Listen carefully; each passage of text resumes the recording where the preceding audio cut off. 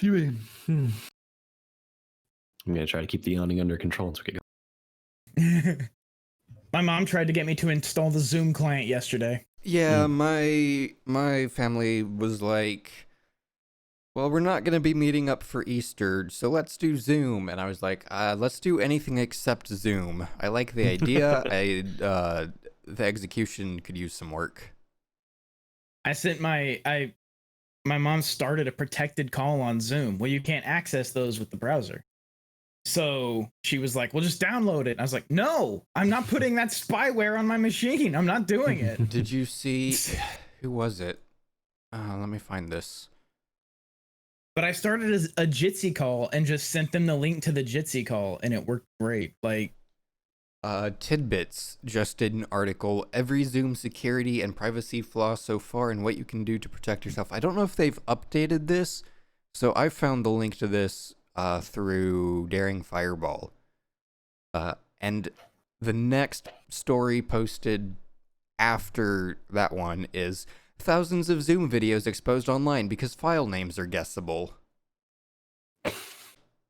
nice. Fucking nice. There's another one. They just had to apologize for routing calls through Chinese servers. Yeah, we've been told at work not to use Zoom for work-related things. They're cool with us using it, like if someone wants to like just do like an after-work hangout or something like that, because it does have a lot of fun features, like the ability to like change your background and stuff like that. But yeah, we can't use it for work because of obvious reasons. Yeah. Part of me just wants to rent some AWS server space and deploy Jitsi on it, just so like I can use it. My coworkers did a happy hour on Friday, and we did one last week, and we did it over our in-house chat program, which doesn't work real well and works even worse over VPN for some reason. So this time they decided to do it on Zoom, so I just let them do that and did not participate. I don't have a problem running it in the browser. Like, I'm okay as long as I can run it in the browser. I'm okay. But if I need to do anything that involves downloading a client, I'm not doing that. Yeah. One of my coworkers even brought that up. He was like, Zoom's had some security issues. They might not let us install it on our work computers. It's I've been describing it as corporate spyware. It's literally corporate spyware. Like that's their business model.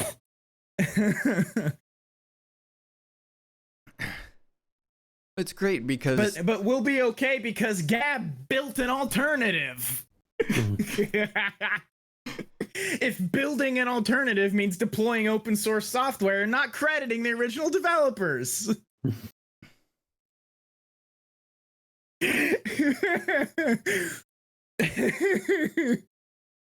That made me so mad. It's like there's one restriction usually in copyleft licenses, and that's don't claim this shit as yours. I own it.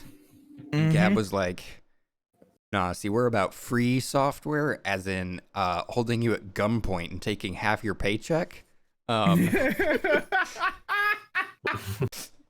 So this shit's ours now. I love it. I love it so much. They just it's on Apache 2.0. There's like literally no restrictions. All you have to do is deploy it open source and don't be a dick. Like, that's it.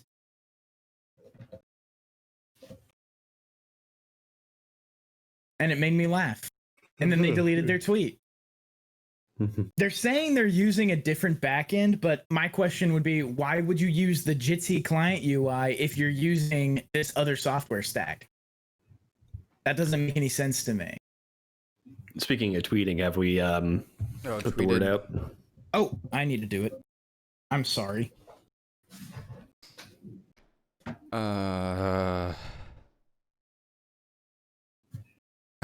Whoops. That's not what I wanted.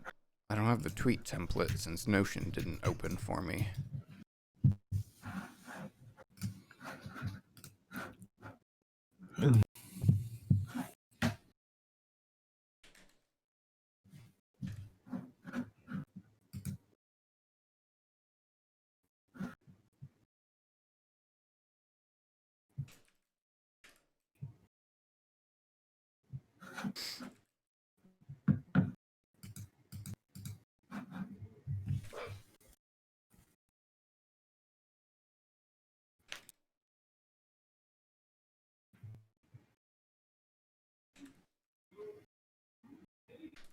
I was hoping a destructive god had it like an English Twitter account, but it doesn't seem like it does. For good reason. This fucking show. God. My girlfriend went to the store today, and they finally started doing lines outside the stores here in town. Yeah. I've been doing that And here for a while. Yeah, that, and like they were doing it in Seattle, they were doing it in LA, they were doing it in a few other places. And they finally started doing it here, and there were like PA announcements about COVID and hand washing and shit. And she texted me and she said, "This is so dystopian. I'm about to cry." My sister was saying, and I hadn't heard this, but you had tweeted that this was probably going to happen, and I believed you, so I believe that this is happening. But my sister was saying that in like San Antonio or something, they actually have checkpoints set up, and if you don't have a document saying that you are working for a critical business, they'll fine you. This was happening in Italy, and it is happening in the United States. No one's talking about it, but there have been people be arrested for not staying in their prisons, I mean homes. And they've been like, this has been spinning up in the United States, and there were a lot of people who were saying like, no, it's not happening, that's not happening. Well, now we have videos and shit. So it is in certain cities, certain municipalities have elected to start doing that. Yeah. My sister got a letter from her work saying she works for a critical business. And so then she used that as a template and wrote one up for my mom, because my mom babysits for her while she's at work. Yep. That's the thing, is like the idea of what is and is not essential is insane. There was someone My mom was saying my sister doesn't have in-unit washer and dryer. And her apartment complex shut down their laundromat. The fuck are people supposed to do? Right. Right. How am I supposed to do my laundry now? That's dumb stuff like that is very common right now. There's a in some states, Vermont, I believe, you're not allowed to sell certain items anymore. So like businesses have, where those items are stocked on their shelves, they have a printout that's like, the state blah blah blah, not allowed to sell these non-essential items. And they had them on like seeds, and they had them on there was one business that was that sold work clothing, like Carhartt, like duck material clothes and work boots and stuff like that. All those industries are still going, but those businesses aren't allowed to sell clothes. So a guy who needs a new pair of work boots so he can go back to work at whatever freight company he's working at that's still open can't go buy his work boots. Mm. Like it's crazy what's been delineated. Mm-hmm. By the way, how's my call quality? Am I coming through already? It's quite good actually today. It's not as jittery as it has been in. Cool. Yeah, your audio sounds pretty good for the most part. Your video is kind of low res, but it's not YouTube poop level like it was last week. Cool. Yeah, I think the audio is the most important thing. If I do start to break up, let me know, and I'll try like maybe turning off my camera or something and see if that helps. I've got an Ethernet cable coming in the mail, hopefully by Tuesday, so that will hopefully help. Nice. It'll help a lot. I got made fun of for one of my professors was experiencing extreme packet loss in the middle of a Zoom meeting. And so I just said in the chat, packet loss. And I've been being made fun of for that now for a few days, because why would she know what packet loss is, which is.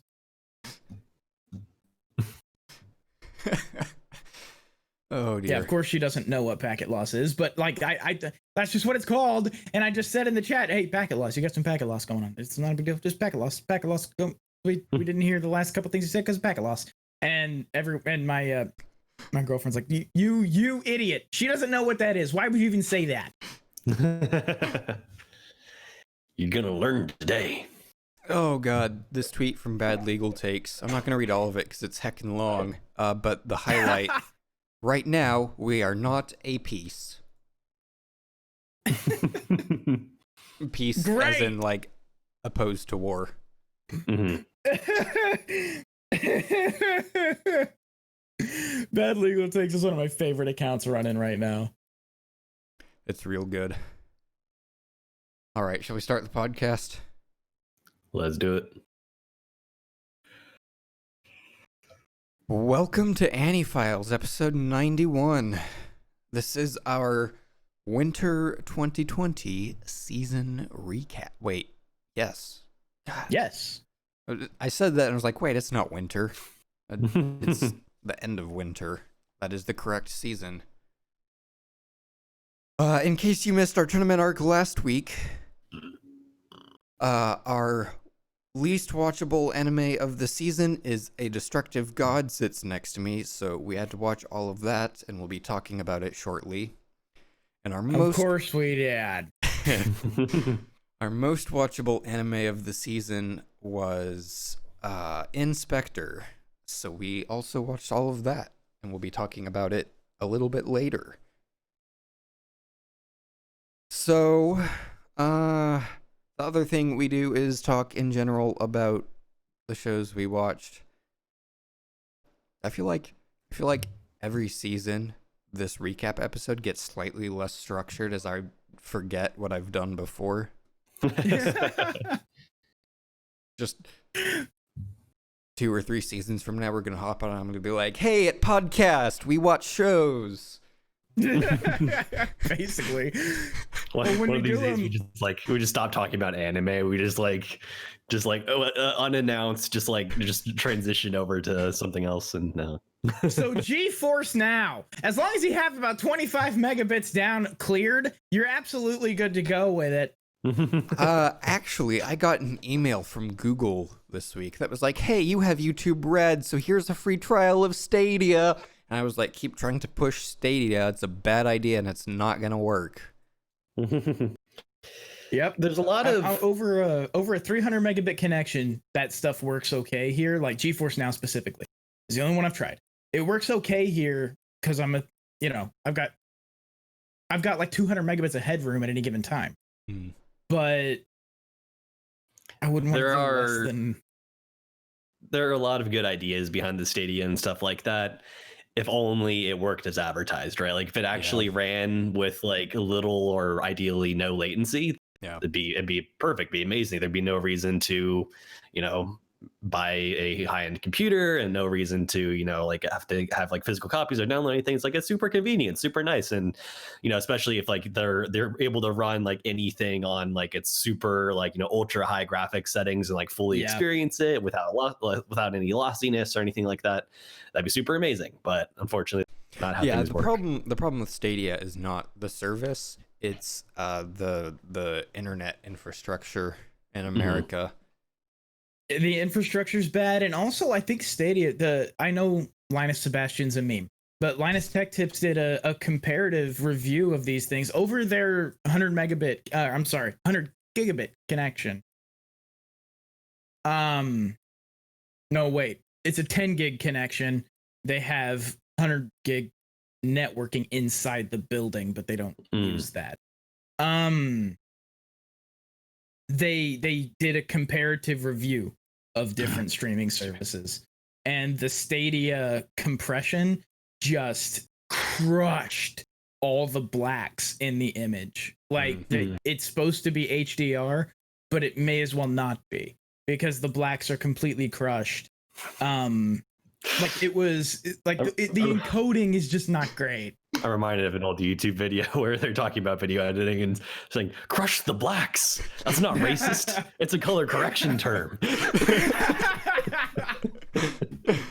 It reminded me of watching the Blu-ray releases of the Star Wars special editions. Like it's just everything that's slightly dark is black. So it turns out the week that we would suddenly stop talking about anime was this week. Yes. Notice how eager we are to talk about Destructive God. Oh yeah. Ugh. Before we talk about a Destructive God, though, did you guys watch any other shows? Yeah, a couple. Yeah. I'm trying to think back. I'm pretty sure the only other thing that I watched more of was Meiji Record. I think I'm only like through like 4.5 episodes in total. So I didn't get very far in it, but it continues to be pretty solid. Yeah. It has kind of a similar phenomenon that I kind of had with the original Madoka Magica, which is that the story doesn't necessarily grip you super hard early on, but then as soon as it gets going, it like really gets going. And I think also like going into this one, sort of knowing everything that I know from Madoka Magica, it's a different experience because like some of the interest of Madoka Magica were like all the twists on the genre.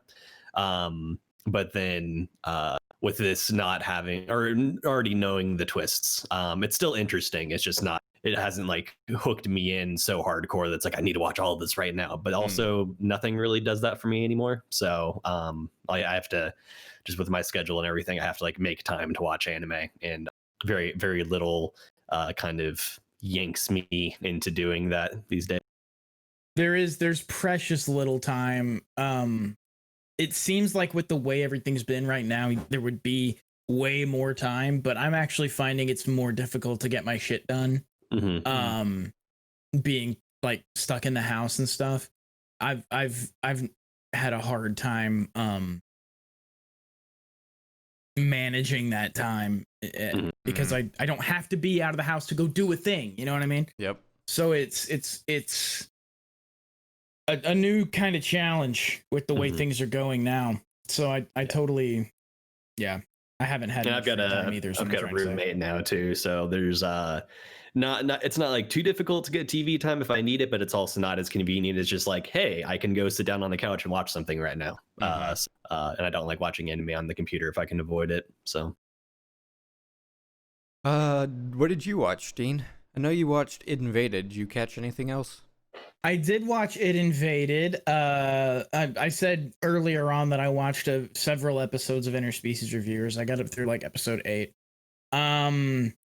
And that's pretty much it. I wanted to watch some more of, I think Pet was one I wanted to watch some more of. I finished No Guns Life from last season as well. Which was very good. It's so cool. It kind of ends like they want another season though, so I'm not really sure. But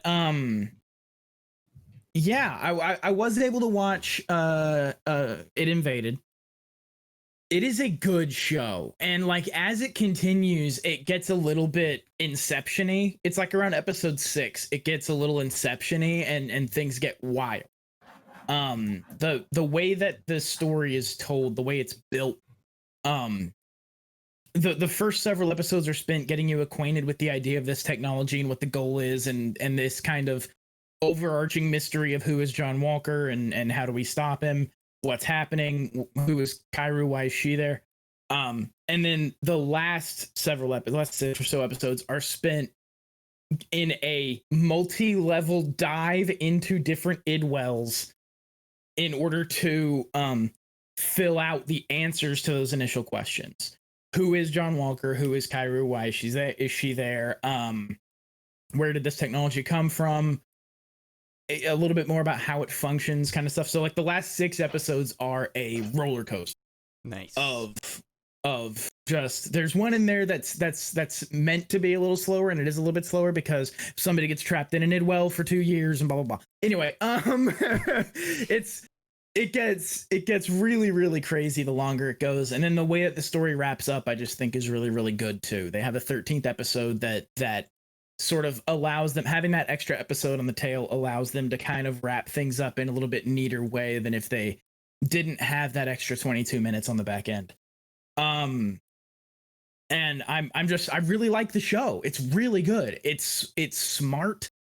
It it kind of drops the edgy facade early on. You know, it wants to. It started out like it wanted to be kind of edgy and like and kind of sort of detective-y and all this other stuff. It drops that and it's like, no, these characters are now actually chasing a bad guy and trying to, you know, get out of this Inception world and blah blah blah blah blah. It's very good, and I recommend It Invaded.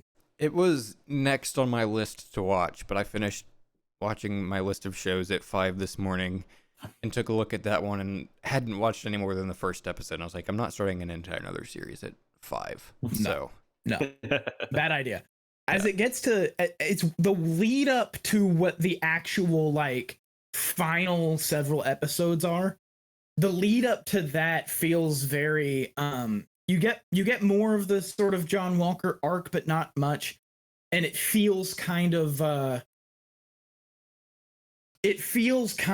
slow to start, but all of the setup that they do in the early episodes comes back by the end of the series. It really is a show that kind of brings itself full circle, and it answers all of its questions. The characters that seemed like they might not matter end up mattering. It really is a show that ties itself together in a way that's not particularly common in any media.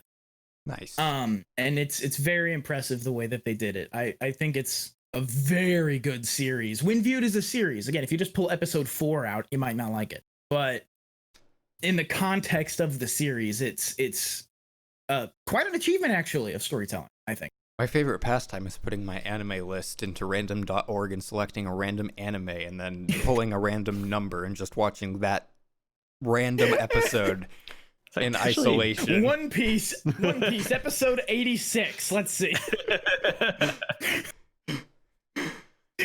Oh man, I watched a few shows. The first one I'll talk about is Azure Lane, because we covered that one on a previous season. Of course, it got delayed by like a heckin' lot. It finally came back and wrapped up, and there were only like 2 episodes after they came back. They had higher animation quality. The break helped, I guess. It seems odd that they paused for only 2 episodes. I kind of expected that they would have run longer since they took the time off, but okay. It was fine. I enjoyed it. It was pretty good, considering what it was. Did the Azure Lane run red? No. Good to know. It just gets like really dark at the end, and like boat girls just start getting like slaughtered in droves. This is war.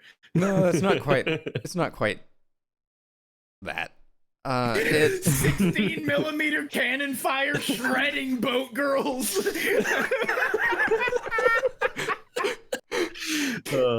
Fucking naval guns rotating, and girls coming down out of the sky ready to fucking hit this other boat and just get shredded in half. That's a different show entirely. It's a very different show. I'd watch that show too. They probably still have all like the kawaii scenes in between. It's just like they just go on like nothing changed. Well, I would attempt to watch that show. She's standing on the beach posing in a bikini with peace signs, and a freaking 16mm shot just shreds half of her face away. It worked at its intended purpose of getting me to try the game. And I actually kind of enjoyed the game. So how gacha is the game? It's one of the more popular games. It's actually very free to play friendly. Way more so than the Dan Memo game is. Of course, the Dan Memo game keeps introducing power creep mechanics and becoming less free to play friendly as time goes on. Yeah, Azure. I didn't like the combat at first. It's kind of bullet helly. But as I got a little more used to it, it's not like really difficult bullet helly. It's just got kind of some of those elements. So as I got used to it, I liked it a lot more. It's more like a bullet purgatory. Yeah. I like playing bullet hell games. I suck at them though. Like I enjoy them. I'm bad at them. I can sit down and play about 10 minutes of Bullet Hell Monday and then it's like, okay, I'm done because I'm not good at this. What's the series that Cherno, the character, comes from? Toho?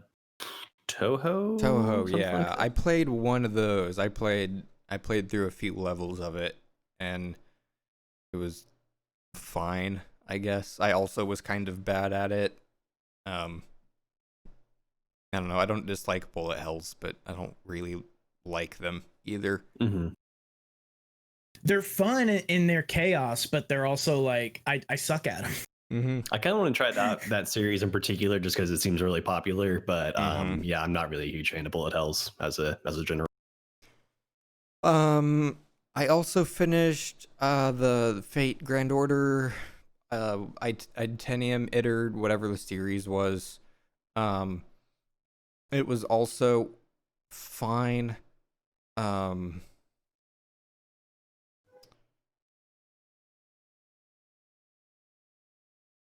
I don't know. It was Fate, right? Like it had Yeah. it had your Fate waifus. It had a very Fate story. It had lots of people sitting around talking about things. It had some cool fight scenes. It had a kind of bullshit final boss. It was fine. I enjoyed it. Sounds like It wasn't- Fate. yeah, it sounds like Fate. It wasn't like fantastic, but it certainly wasn't bad. It was merely good, I think. And I am current on Railgun T. Man, I do not know how I feel about the Raildex series because my opinion changes from episode to episode because the writing is just so fucking inconsistent. Like some of the characters in the Raildex universe are really good, and really well written, and some of them are just shit. Raildex suffers from the I'm a villain because I'm evil syndrome, where like every villain just screams I'm a bad guy at the top of their lungs, and that's what's bad about them.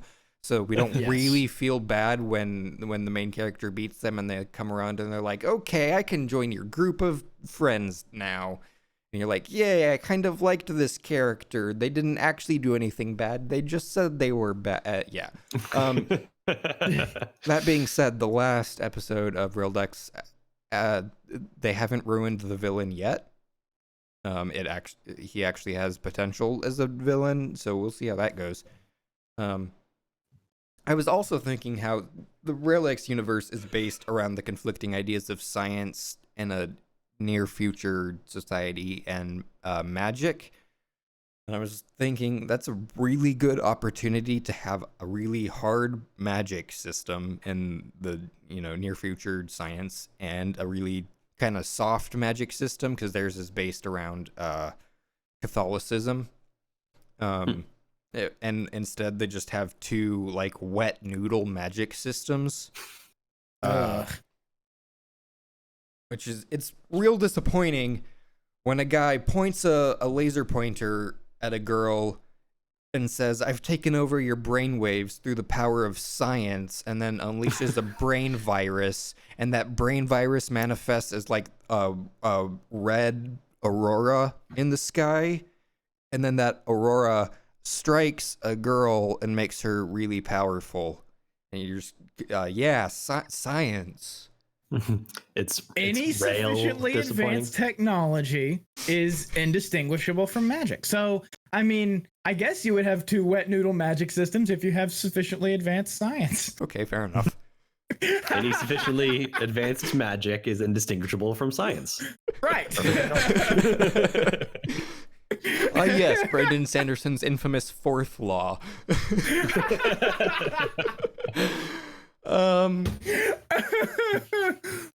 Overall, though, any sufficiently advanced magic. I love it. I fucking love it. Overall, I like it because my favorite character from the series is finally getting animated. And they've done a pretty good job with that. All right, other stuff I watched that we actually talked about this season. Was Dungeon was the most recent season of Dungeon this season or last season? No, it was last season. No. I think I talked about that on our last season recap. I think you did, yeah. It looks like there are only 2 others I finished that are actually from this season. Pet, which was real fucking good. That's on my short list of like next time I have free time, I want to sit down and burn through Pet. I recommend it. God, I hear great. I think it actually ended up being the show that I preferred most from this season, and like if I could go back to the tournament arc, I think I'd vote for Pet over Inspector. I think Pet ended up being a little better and a little more interesting. Towards the end, it gets kind of thrillery. At one point, I was like, I am uncomfortable, and then I realized it was because I don't really like thrillers, and the show had just been building tension consistently for the last 10 minutes.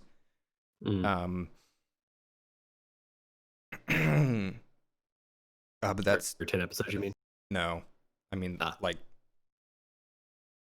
it was longer than 10 minutes. It was most of the episode had been building tension without any release. I see. And that I don't enjoy watching that. It was also one of my complaints with Death Note. Yeah. But that is one thing Death Note does is Death Note builds and builds and builds and then gives a small climactic moment and continues building. And then season 2 happens and it falls off a cliff. The story of Pet is interesting. The world is interesting. Their mind powers actually have pretty well defined rules. It's a harder magic system, actually. Fucking finally! God damn! Yeah, really refreshing. I'm sick of these shows where it's like, we got a magic, and it's well, okay, but how does it work? What is it? What are you doing with it? What are the limits? I need to know the limits of this in order to be invested. And the answer to your question is, here's a cool sigil, and then a thing happens which has never happened before. Because plot. Yep. Yeah. No, those are frustrating. I mean, a good soft magic system can be done well. It also is real easy to do not well. I mean, Harry Potter's magic system's pretty soft. Yeah. So like it can obviously be done well. It's just like usually they just use it as an excuse for a million Deus Ex Machinas. The character writing in Pet, though, is fantastic. It's so good. And the kind of villain, the writing is believable and I love Pet. It's great. And the other show I completed is Smile Down the Runway. Because of course I did. If you watched any episodes of this podcast this season, you knew I was going to watch all of Smile Down the Runway. It also was pretty good. It wasn't great. It wasn't breathtaking. It had a lot of good characters and a lot of good character moments. It also fell into some tropes. It also broke a couple tropes in an interesting and surprising way, except they set the show up so that you knew they were going to break certain tropes, and so then it wasn't a surprise. It was overall it was good. I was happy with it.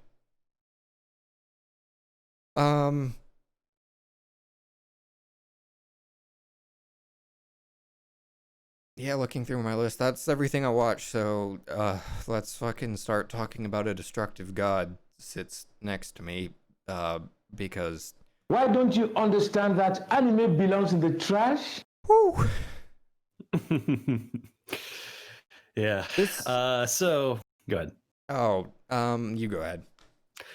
Yeah, I think I mentioned to you guys as I was watching this in our kind of like private Discord. Lost my train of thought there for a second. I apologize. It's a kind of a gray day, and I'm a little bit tired. So forgive the fogginess. It's like raining outside. Dude, I got the same vibes going on. Everything feels shitty right now, dude. Like it's the mix of the world and the weather and just the way everything is. Man, I'm sorry. Continue. It's all good. So I'm actually going to look up what it was I said to y'all in our chat. You did correctly. You said you did say that you could guess who best girl who I thought the best girl in the show was going to be. Oh yeah, right, yeah. The goth lolly. Yes, which you did. Well done. Good guess. I don't know. I don't even think I specified when I said I think I can guess. I think I just like left it in the open. You just left it. You just left it hanging. I think I can guess who Bendy Straw's best girl is going to be, and then that was it. And it was very obvious. You were right. Yeah. So yeah, the thing I was going to say was that I conflated this with another show. Which one? I forget the name of it, but it was another Chunbyo show. Like the girl transfers into the school, and there are like she's on like just immediately surrounded by Chunbyo guys. Yeah. And I forget if that was this season or last season, but I believe it's like it's not like I was misremembering which show Destructive God was, because like when we were voting, it's like I did have Destructive God in my mind, but I was also conflating those two shows a little bit because they are so thematically similar, to think that it was going to be not as terrible as it was. And no, it's like, oh no, the only redeeming thing I remember about this, conflation of these two shows, there's none of that left now. It's only it's only this shit. You mentioned the theme of the show, and I wanted to talk a little bit. I think the theme of the show has something to do with love, Chunibyo, and other delusions. I think it has a lot to do with kids and the way that kids interact with the world and with the outside world and with those around them, namely being incredibly annoying all the goddamn time. And I think that's the primary theme of the show, is that kids are fucking terrible, and you should hate them. Yep. Without having watched any, or like maybe here and there having like a Chunibyo character, if not necessarily the entire show, you definitely that's always, I think, what those shows are about, is about growing up and trying to protect yourself with like delusional behavior and stuff like that. Ones. Right. Yeah. Yeah. And then exactly. The ones that actually understand what it is that they're talking about. And so that's the thing, is that like, whereas those other shows I think kind of carry on the metaphor and they don't beat you over the head with the like, people will like call them out occasionally and stuff like that, but the show, it becomes about like them kind of like confronting whatever issues they actually have that's causing this behavior or whatever else. And with this one, they kind of aren't subtle about it. Like even from episode 1, they just jump right into like how insecure these people are. And I think it's in episode 2, the teacher says yeah, he's just protecting himself from something. It's like, yeah. I mean, he specifically says some subtlety. He specifically says every kid your age is trying to protect something, and it's like, yeah, I mean, depending on how you define protect something, is it that just true of everyone everywhere? Self-preservation instinct. Yeah. Yeah, right. Like at the base level, yes, but then and the mind doing things to protect your own psyche, like these are things that happen. And also, it bothers me a little bit. What?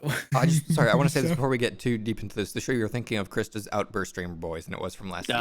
That's right. Thank you. Last season. Gotcha. Sorry, Dean. Continue. Makes sense. No, I was just gonna say that pointing out the good ones that address this in a way that is actually constructive, as opposed to just here's a dumb, weird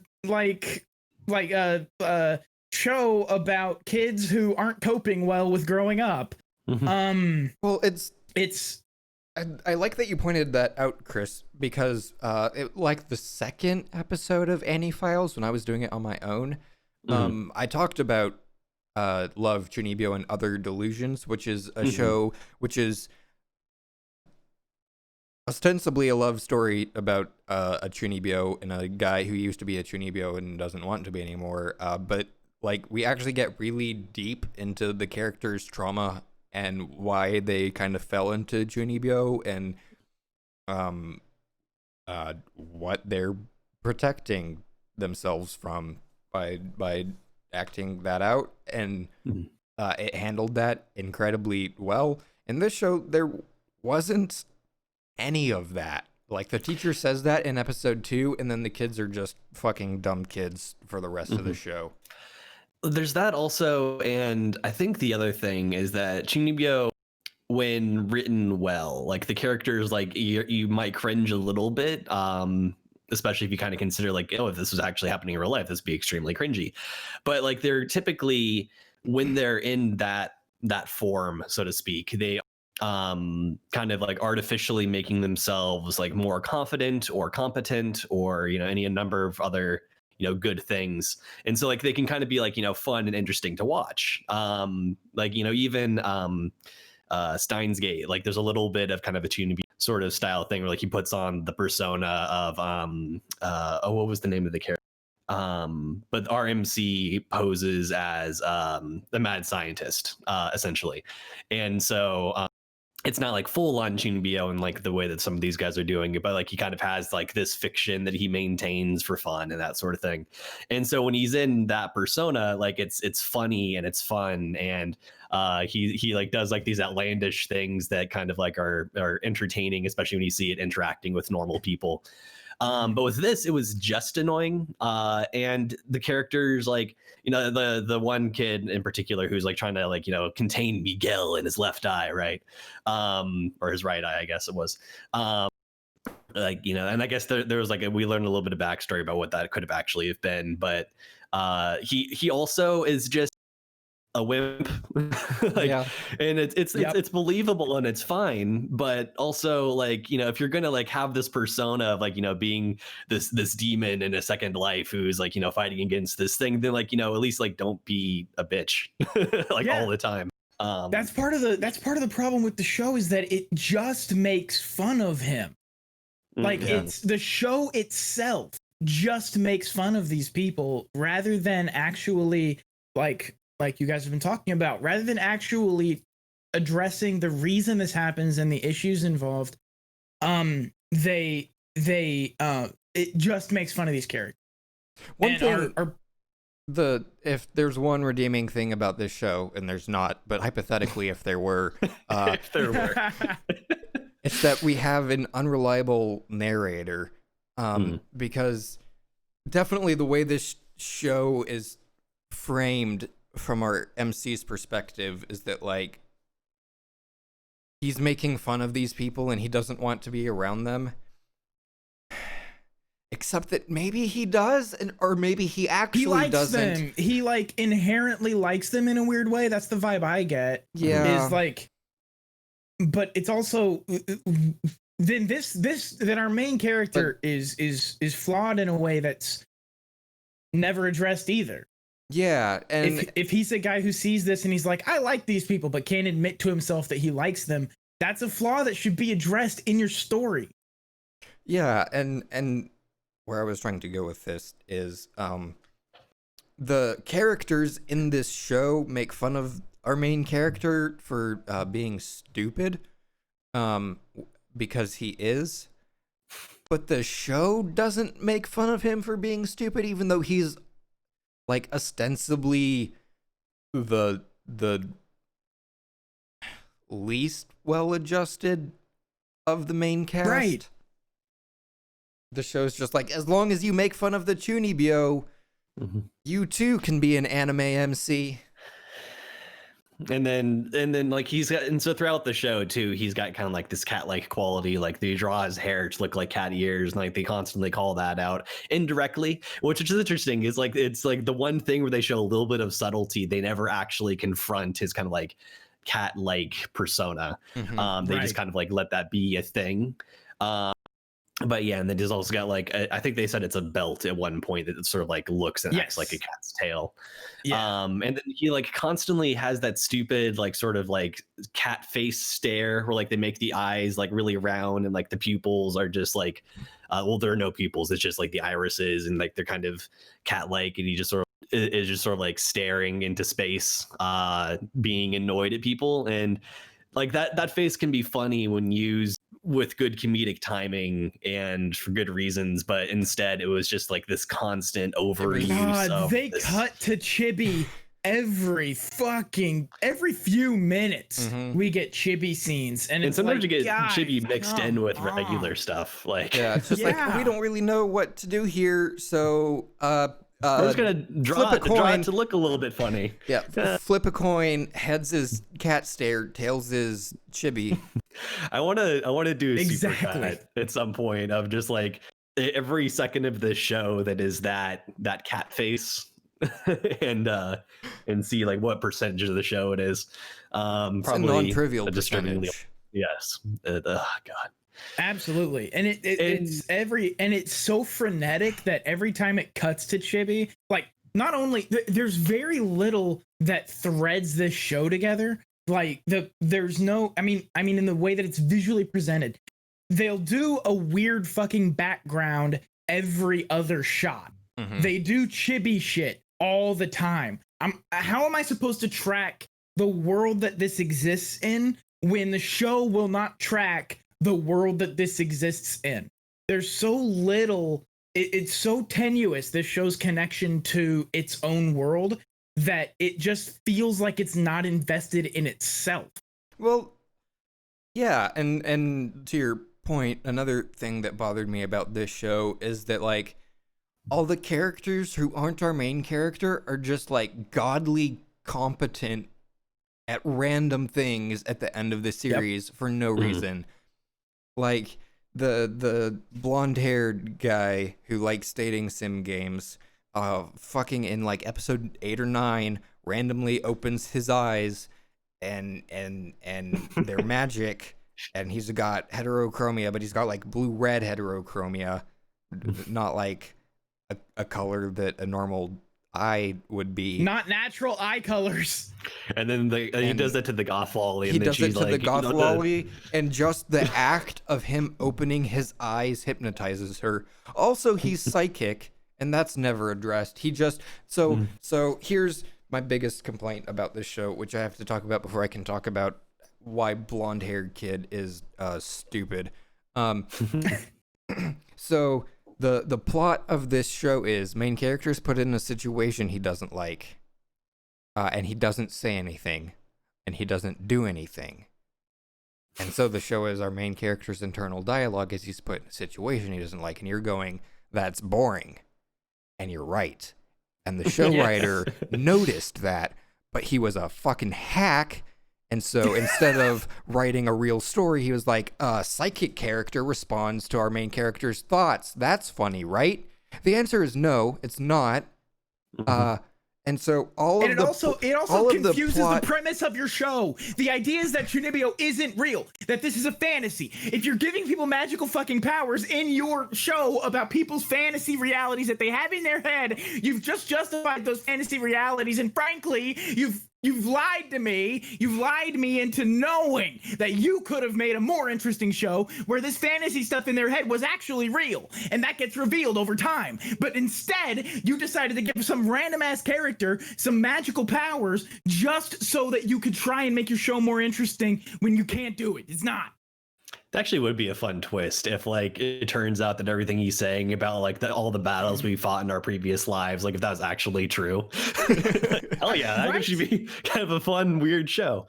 I'm sorry, I interrupted you, Ryan. I apologize. Yeah, like and And to the point about the sidekick guy too, like there are a couple of moments in the show where I laughed. I'm not sure if it was because of like what was happening in the show or more just like kind of that meta, like, oh my God, like that just happened sort of thing. Like, please kill me. But but like he has like a couple of moments of like, good insight, and you almost wonder, it's like he's not actually like reading minds technically, although like you said, I think they imply a few times that he actually is. Or if it's just like he's good at psychoanalyzing people, and it's kind of like he's also an asshole because of that, because like he'll like laugh at other people's misfortunes and stuff like that, and like like prod people and like kind of trick them into thinking or doing things. You mean he's a sociopath? Well, yeah, that. But then like there's the one scene where they're at the cafe and like the one mom customer is like getting upset that one of the employees was like talking to her child, and complaining and talking about like, oh well, I'm the customer, you should treat all your customers like gods, didn't they teach you that or whatever. And then he like kind of just like starts breaking down, like, so you're acting this way because this is like a one way that you can feel in control despite your husband leaving you and all this different stuff. And like I guess he just like either he assumed all this by deduction or he did like what he was able to like see into her past and like talk to her. But like there was like kind of an interesting moment there at least of like kind of exploring her character and kind of like getting to the root of why you're being an ass right now. But it just for me that immediately for me the show answered. So the show doesn't pose the question, but you the viewer are asking the question because you're smarter than the show. Of the question Chris just posed, is this guy psychoanalyzing and really good at it, or is he actually psychic? And for me, the show answered that question when our main character opens his eyes and hypnotizes a girl into loving him. Mm-hmm. How do we know for sure that's not just a crush? Oh God. Yeah, he opens his eyes and like the secrets of the universe are revealed to her, and so she's like now obsessed with him and trying to like basically serve him as almost like a god like relationship. I don't know, I was gonna say it was real out of character for her, but she didn't really have a character, so I guess that's not true.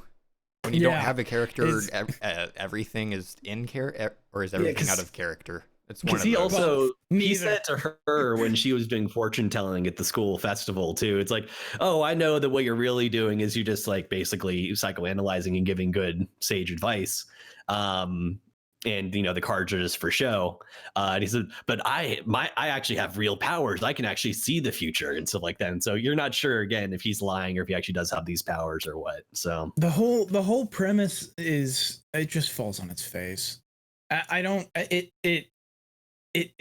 can't even, I want to say it tried to do stuff, but I'm not sure it did. I don't think it did. Right? That's the problem with this show, and I've been taking a windy path, and I don't remember what point I was trying to make originally, but the one I'm going to make now is that like I ranted about this in our Discord server, the public AniFiles Discord server that you, the listener, can join.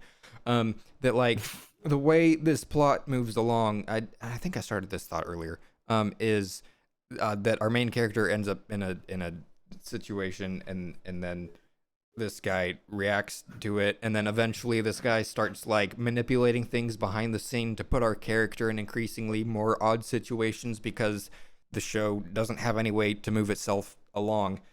Oh fuck, and I was gonna tie that into something else. I apologize. Lack of sleep. My mind is real scattered. We're all a little scattered. There's no continuous thread throughout this story. It's very slice of life. Yeah, so even slice of life shows have an arc. Just like so, and I think the arc that they were going for, like to Ryan's point, that like it tries to do things and doesn't really do anything. I think the issue it runs into is it actually tries to do a lot of things, but because it's like trying to do so many different things, never really accomplishes any of it. Like I think the main arc that they kind of have is the one that I think is also sort of implied by the OP/ED of like, hey, we're all just like, friends being friends. And like, you see our main character, like, being really happy to be hanging out with his group of friends here and stuff like that, even though in the show he never is, except maybe on the inside, who knows. But like, it's the whole arc of, he wants to not be involved with them, although maybe he actually does want to be and he just doesn't want to admit it. And over time you figure that like, okay, it's going to be a story about how like he just comes to accept his friends for who they are, or they're going to mature along with him, or vice versa. But really it's just like the status quo stays exactly the same, and they, by the end of it, they're talking about like, you know, it's like, oh well, I'm going to try to get into this college, and like, hey, let's all go look at this house and we can live together as roommates while we're in college. And he's like, you know, like our really main character not looking forward to this. Doesn't want to, but can't say anything because plot. Yeah, because that would end the show. And then at the very end too, so like I skipped most of these just because I would get to the end credits and didn't want to sit through them and see the tail end, because usually there wasn't much of substance at the end. Sometimes there's even like literally just like little vignettes, or just like almost like meta cute things or whatever. But then at the very tail end, he's like, I even changed to my target university. But of course they found out about that immediately, and then they start texting. It's like, oh, we heard you changed your target university. That's so funny. And like, oh yeah, we're gonna go with you there too. It's like, I guess I'm stuck with these guys forever. Like they're probably gonna follow me into heaven even. And then they just cut to the end card, and like they're literally holding up end, and everyone is like smiling and fun implicitly. And so it's like, if what you're trying to go for is like, you know, maybe these aren't the friends you asked for, but they're the friends you have, and you come to appreciate them over time. They never did, but the show seems to think that they did. Yeah, in the way that they presented everything. So yeah. Now maybe that is like, you know, kind of true to life in a certain way, like someone who, you know, does deep down appreciate their friends or something like that, or you know, unconsciously like, you know, kind of needs or wants that, because like they pay a lot of attention to him. He is kind of like the center of all their universes, and maybe he just like kind of unconsciously you know, thrives in with under that attention, right? But I don't know. And at one point too, we learned that Miguel apparently was the not MC but the redhead kid, his I guess like rock star persona that like he and like a former bandmate had, and then that bandmate's like stalking him very creepily and making lots of innuendo. Yep, that just happens, and it doesn't mean anything, and they make a lot of jokes about it, and it doesn't mean anything. They don't go anywhere with it. It just happens to you. Yeah, that's a good way to describe the show. The show just kind of happens to you as you're watching it. It just sort of, it just kind of goes, and then you think it doesn't know where it wants to go, and it just goes somewhere else. It's entirely. It feels made up, which is obvious, like it's fiction, whatever, but it feels like it's not thought out. And I think that and this is just my impression, the way that the show is packaged, like with the OP and the ED and all that different stuff, it feels to me like the target audience might be skewing more female, and so it's kind of a case of like cute boys doing Chinubio things, and not really like meant for like, hey, here's a show for guys, and like remember all your guy friends in high school and stuff like that. That was something I was wondering, was who in the hell this was for. Yeah, right. And but I'm wondering too, though, it's like, are any of these characters actually at all endearing, like really to anyone?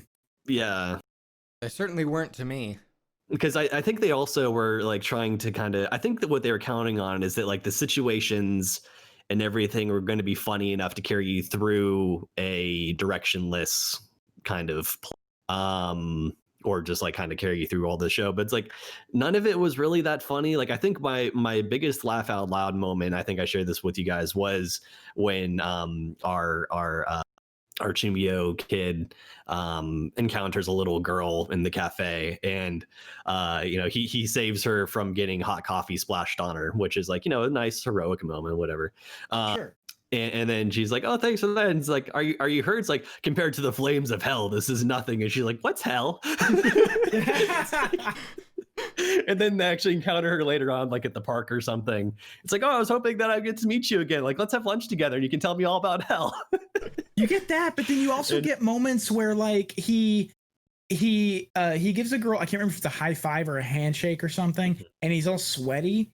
And at the school rally, he has to dance. Yeah, they're dancing. She like looks at her hand and she's like, I got destructive god juice all over me. It's like, and there's no repercussions for that. Like the show's just like, we're making fun of the Trivio kid.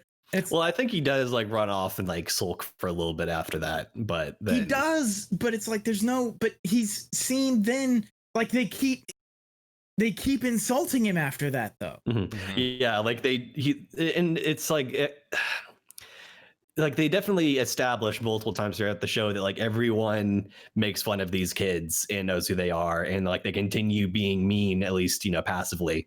And then like they just kind of let that go, and I guess it's just because like these people accept themselves so much. I think they might even say at one point there's like, oh yeah, everyone just got to be who they want to be or something like that, and like they just kind of implicitly accept that as being what it is.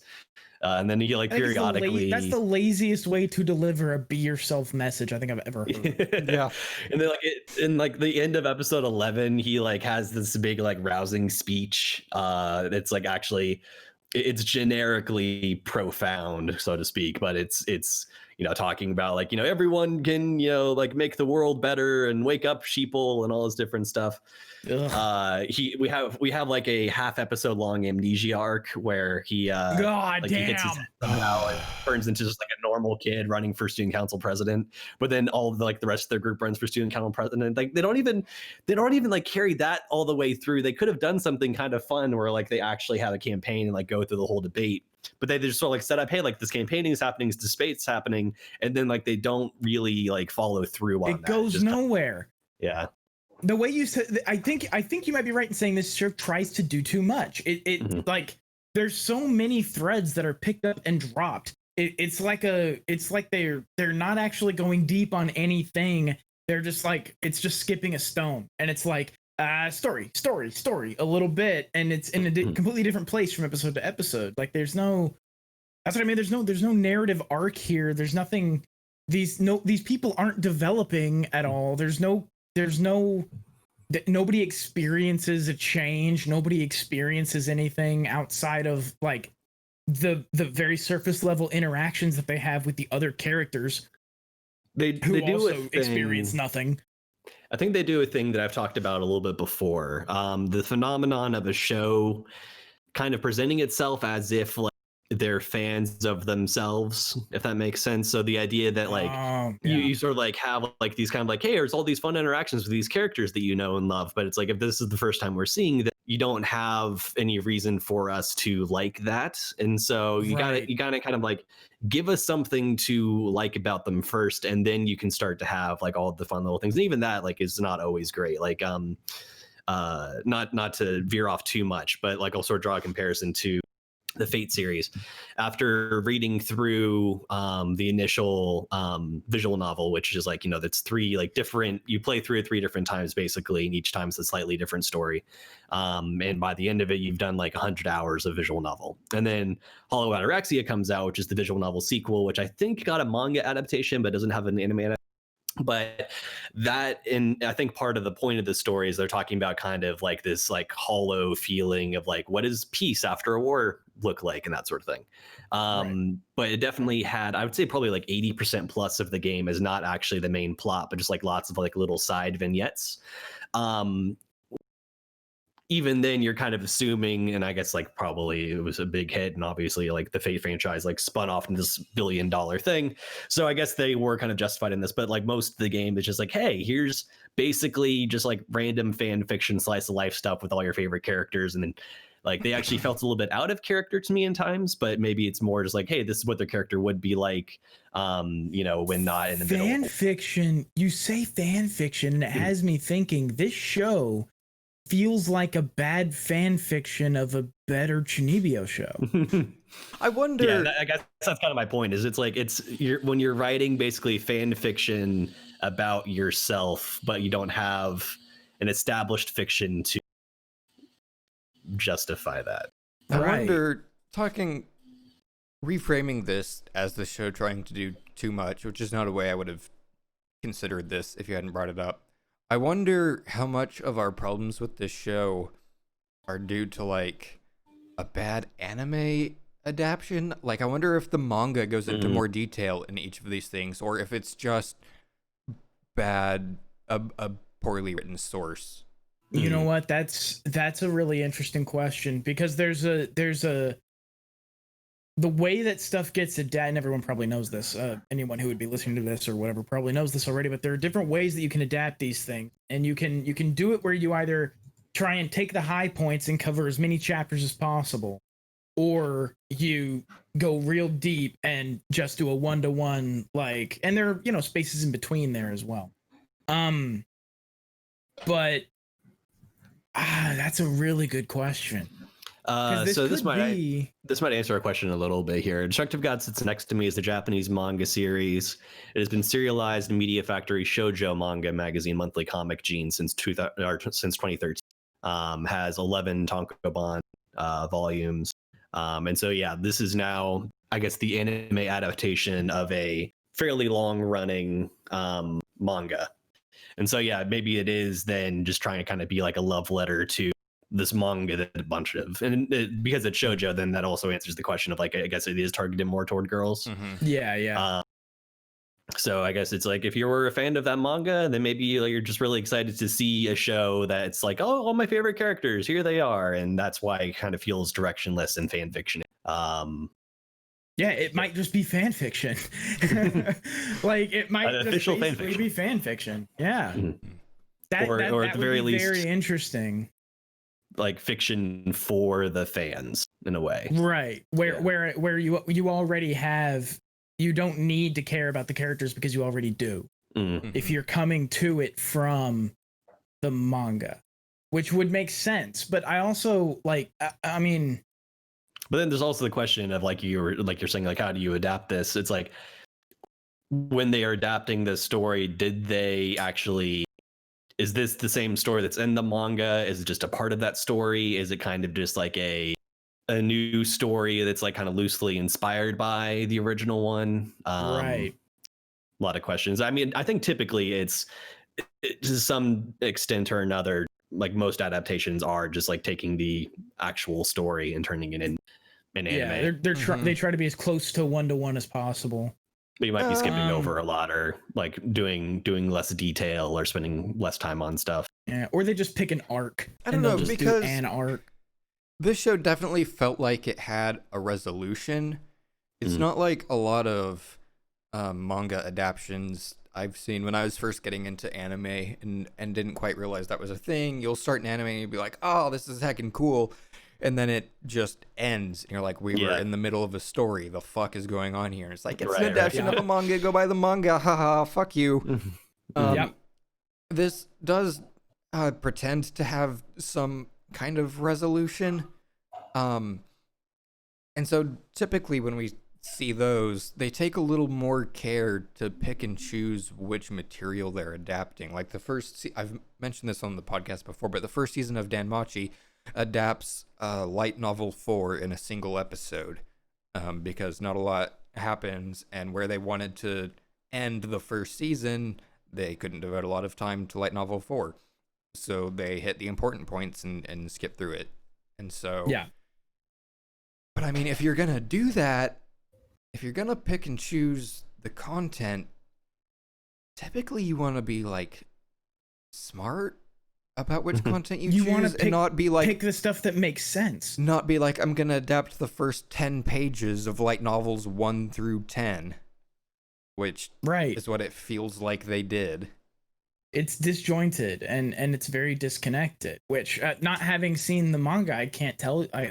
This is kind of what we're asking, is whether or not the manga is that sort of disjointed mess chapter to chapter, or if it actually sort of like tracks an arc.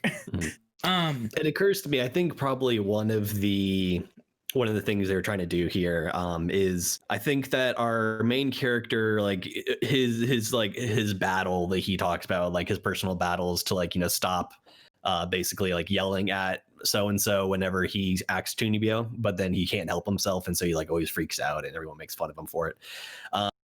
And I think they also established that his goal after school, like he sort of acts like, oh, I don't really know what I want to do, but then he's like, actually, I want to be a teacher.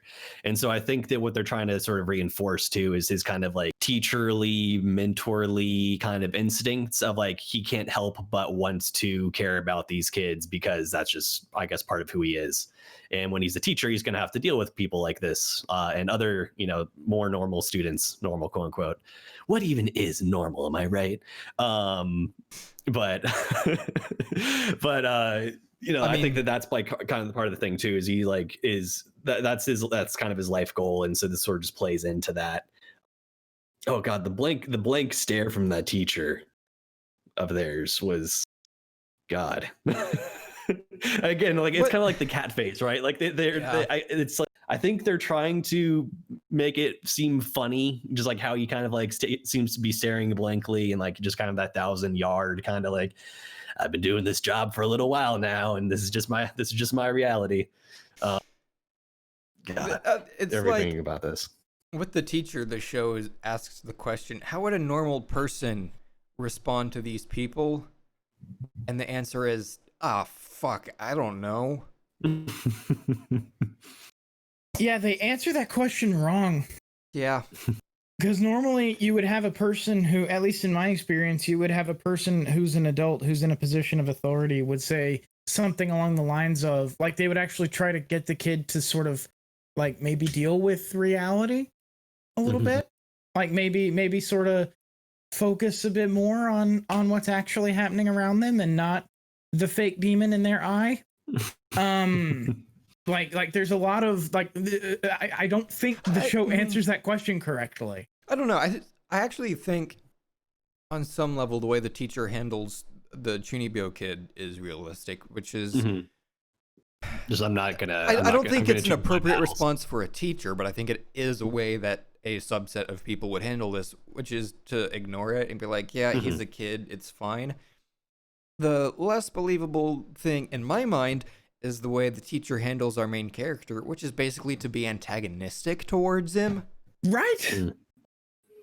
Because and yet also like I think trying to, I don't know, he seems to admire the kid for wanting to be a teacher. Because he himself is a teacher, and so it's like, hey, this is kind of like a nice aspiration of his, and so maybe he, I don't know, trying to like kind of whip him into shape or to like get him to handle things better than he is, because it's like, hey, this is going to be part of your reality if you do become a teacher. So you better learn how to ignore it, like me. And I mean, the other thing too, like oh man, how many other shows have we seen recently that do the same thing of, he's complaining about all these kids and it's like, oh man, they're so delusional and blah, blah. But then like, he's the one with the terrible grades and everyone else like is really good in school and stuff like that. So and that's another reason the teacher probably ignores it, is it's like, it's not actually getting in the way of anything. It's like, it's their own. They're fine academically. But yeah, they're fine academically. So I'm doing my job. I don't have to worry about it. It's like as soon as it actually starts to like disrupt things, that's when you step in, but then otherwise just kind of lost and not worry about it. I think that the show, again, we've said it already, but I do think the show just is directionless. I think it doesn't know how it wants to handle this topic. And so in not having a clear idea of how they want to handle it, they just fall back on the easy thing, which is just to make fun of it until the episode's over. And of course they have like the little monologue at the end where he's talking about how like it's like, oh, nothing stays the same forever, and like, kind of like implicitly like this is me and my circle of friends, again, kind of like the slice of life idea of like this is where we are now, but things are going to change someday, and obviously they leave it open-ended as to like what becomes of all these but like there's kind of that thought too, something that was handled much better in Oh, maidens in your savage season. Right. Oh, maidens in your savage season. I think comparing this to Oh, Maidens is actually apt. And they're both sort of they both touch on similar themes. Of course, O Maidens is more about sort of sexual awakening and coming of age in that way, but they're both sort of coming of age stories about people dealing with reality in different ways and coming to terms with it. Or they want coming to of be. age, except in one there's actually like personal progress, and in the other, Yeah, there's exactly. Yeah, that was- It's like they both want to be this. That was the next thing I was It's gonna. like they're coming of age, but they never get there. Right. Yeah, I just wanted to touch on this because you mentioned the show. The show says, nothing stays the same forever. And I would believe you, except this is the rare case of a show where like time actually passes. Like these kids do age and progress through grades over the course of this show, but our characters don't mature or change at all over the course of this show.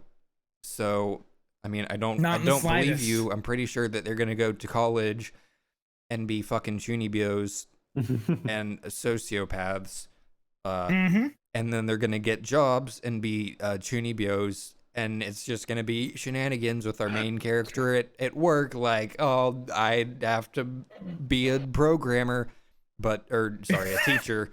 But my best friend followed me into the teaching industry, and he just gets up in front of the class and is like, "Let me tell you about the 8th circle of hell, where I spent 3 months of my life." Like, you got a guy working at a bookstore, and he's like, every time somebody comes up with a self-help book, he starts analyzing them. Like, hey, you've got this self-help. Are you feeling as though your parents never loved you, and that's why your husband left?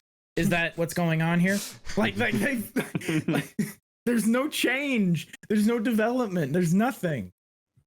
I'm trying to contain the technical debt contained in my left eye. Oh, shall we stop talking about this show? Yes, please. Yes. All right, let's take a quick break, and then we'll be back to talk about a show that we don't hate, which is ostensibly good, because we voted it our most watchable anime of the season. Just one final note on this before we go to our break. I think I mentioned this before we got started, but I just want to say officially and for the record, of all the shows we have watched for the losers bracket so far, I think this one was the most painful to get through. At least with the other ones, like it was not great, but you can kind of grit your teeth and bear it. And this one was just so slow and felt so long. I think I mentioned like every time I think the show, like the episode's about to be wrapping up, it's like, nope, that was just the halfway mark. It's like, oh no. I think Virtual Son might have been worse if we hadn't watched it together. Yeah, I agree. But because of the way that we watched it, it was actually bearable. Where this is, I think, is just... I had a hard time paying attention to this. I had such a hard time paying attention to this stupid show. I mean, part of it too is that I had a couple of beverages throughout the evening, but like by the time I got to the last episode, it was late, and I was like already like losing my focus, and I was just like, and everything is so disjointed, like it doesn't really grab your attention anyway. And so like by that last episode, I'm just like very passively watching it, and like I remember at the end, did I miss anything important? The answer is probably not. But then I was like, do I need to go back and rewatch it? And I even I skimmed through it again. Nothing important. No, like, yeah, I skimmed through it again just to be sure there wasn't anything that I needed to make a note of. And it's like, nope, I got what I needed to, which is so. Yeah, there's nothing you miss nothing. Like in conclusion, bad show is bad. I think someone at work, we have like a sort of an anime kind of like, side channel on our Slack, and he's like, oh yeah, I just finished watching this thing, and it's kind of fun throughout and all this different stuff. I was like, oh yeah, I just finished Destructive God Sits Next to Me because I had to, quote unquote. It, like not even the good kind of bad. just so. Exactly. All right. Well, we'll be right back. BRB.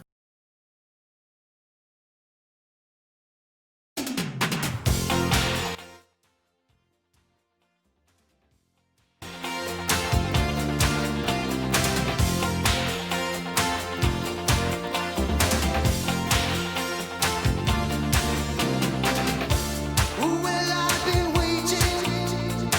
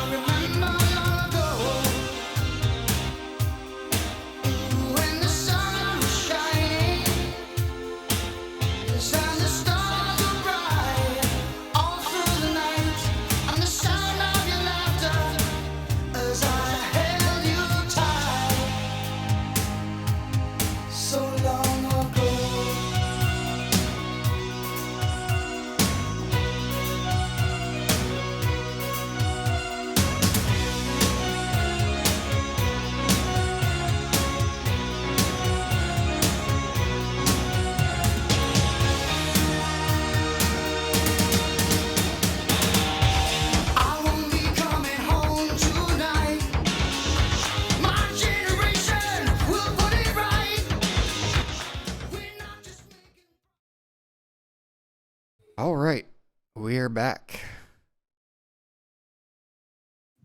So now it's time to talk about our most watchable anime of the season. Inspector. Where do we start talking about this show? I guess, Dean. Yes. Is best girl Saki or what's her name? Rika? I'm gonna need to look at a character sheet for this show. Rika was the other immortal, right? Yes. Saki or Rika? The cousin. Not Rika, Saki. I think Saki. Saki was the ex-girlfriend? Yeah. The cop? Yes. I'm certainly It can't on be the MC. fence. But I think those are the two contenders. The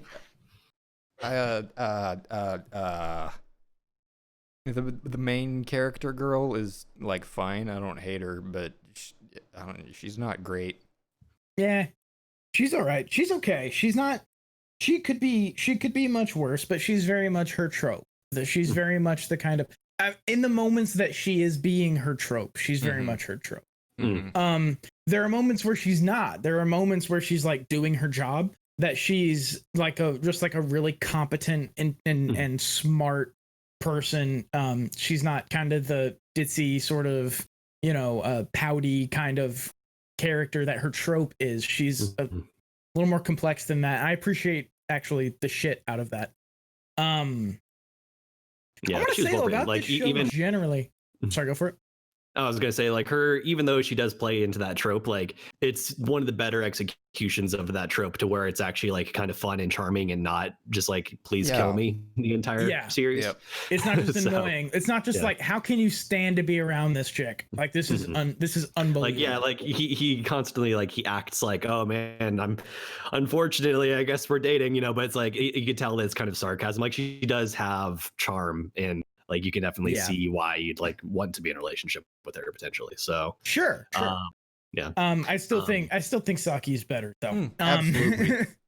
It was interesting to me. The show turned into something that I wasn't expecting based on the first episode, but not in a bad way. And what was really neat is the whole latter arc of like most of the series is they're trying to figure out what's up with this one spirit that turns out to be apparently what they call a monster of the imagination. So if a rumor starts spreading, enough people kind of have like this sort of the collective unconscious sort of like materializes something, some story or something like that, concretely enough, then you can kind of create what they call monster of the imagination, where it actually takes physical form and can actually, terrorize people potentially. And so in this case, it's I guess it isn't a serial killer until just there is one murder that happens because of it. Actually, no. Do more people die before that? I know that people get spooked by it a lot, but people got hurt. It was more of a serial nuisance until it actually killed someone. Yeah. Right. Yeah. But it's basically some. It's a story that turns out was being fabricated by the person who turns out to be the main antagonist, Rika. But she was I guess an idol who died at one point, and then used to be going around carrying like a big steel beam, which is what killed her, and kind of the same costume as the show that she was in.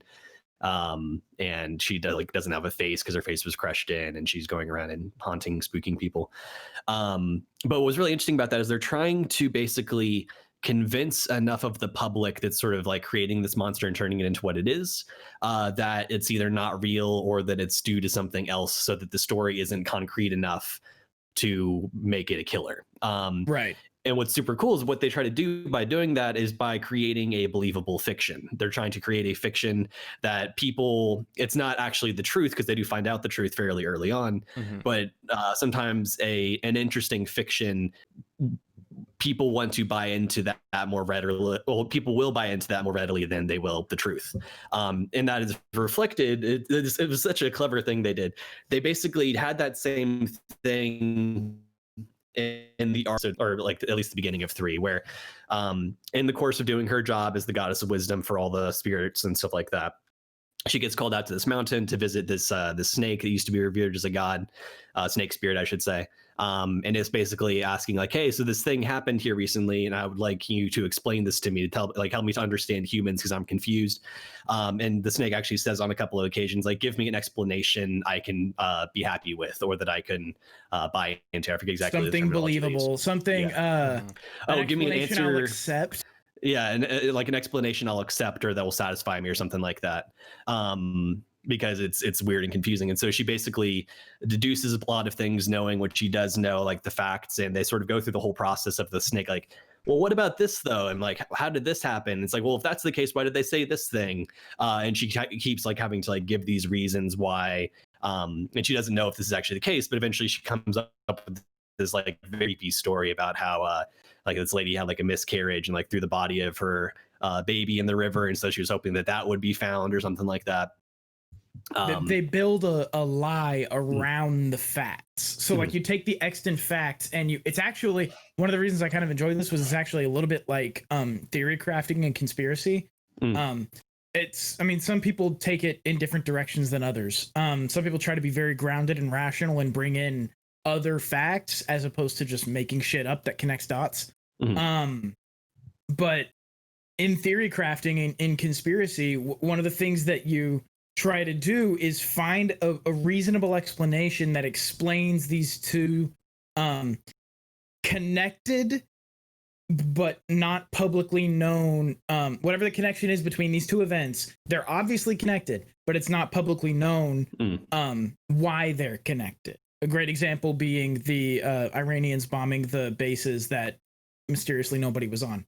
The so we have these facts. They're obviously connected, but we don't know why. So you just take what would be the most reasonable sort of leap to make if you're a certain kind of theory crafter. Some people go right to aliens, so whatever. But like whatever, man. The Earth isn't flat, but it kind of reminded me of that process a little bit, and I kind of enjoyed it on that level. The idea of like, okay, what's an explanation that makes sense? Yeah, and so she basically goes through this process, and she even explains it after the fact to her boyfriend. That like what she just did there was in order to like, you know, kind of satisfy and appease the snake spirit, she kind of told a reasonable lie. You know, she doesn't know if this is actually the case, or it's the only thing that would satisfy the snake into doing this. And so like, you know, it's like my job as the goddess of wisdom is not necessarily to, you know, tell the truth. Sometimes I just need to tell them what they need to hear. And then so they set that up as like, here is a kind of a contained example of the sort of stuff she does and how. And then the rest of the series now is about trying to do that to a human audience of like the masses, basically the people anonymously, you know, visiting and posting on this forum that's kind of creating the monster. And so that was really cool, how they kind of mirror that structure with like the early setup and then carry that through the rest of the show. I appreciated that approach. I thought that was very well done as well. But the show generally, I went on a roller coaster with this show. I started out kind of being like, meh.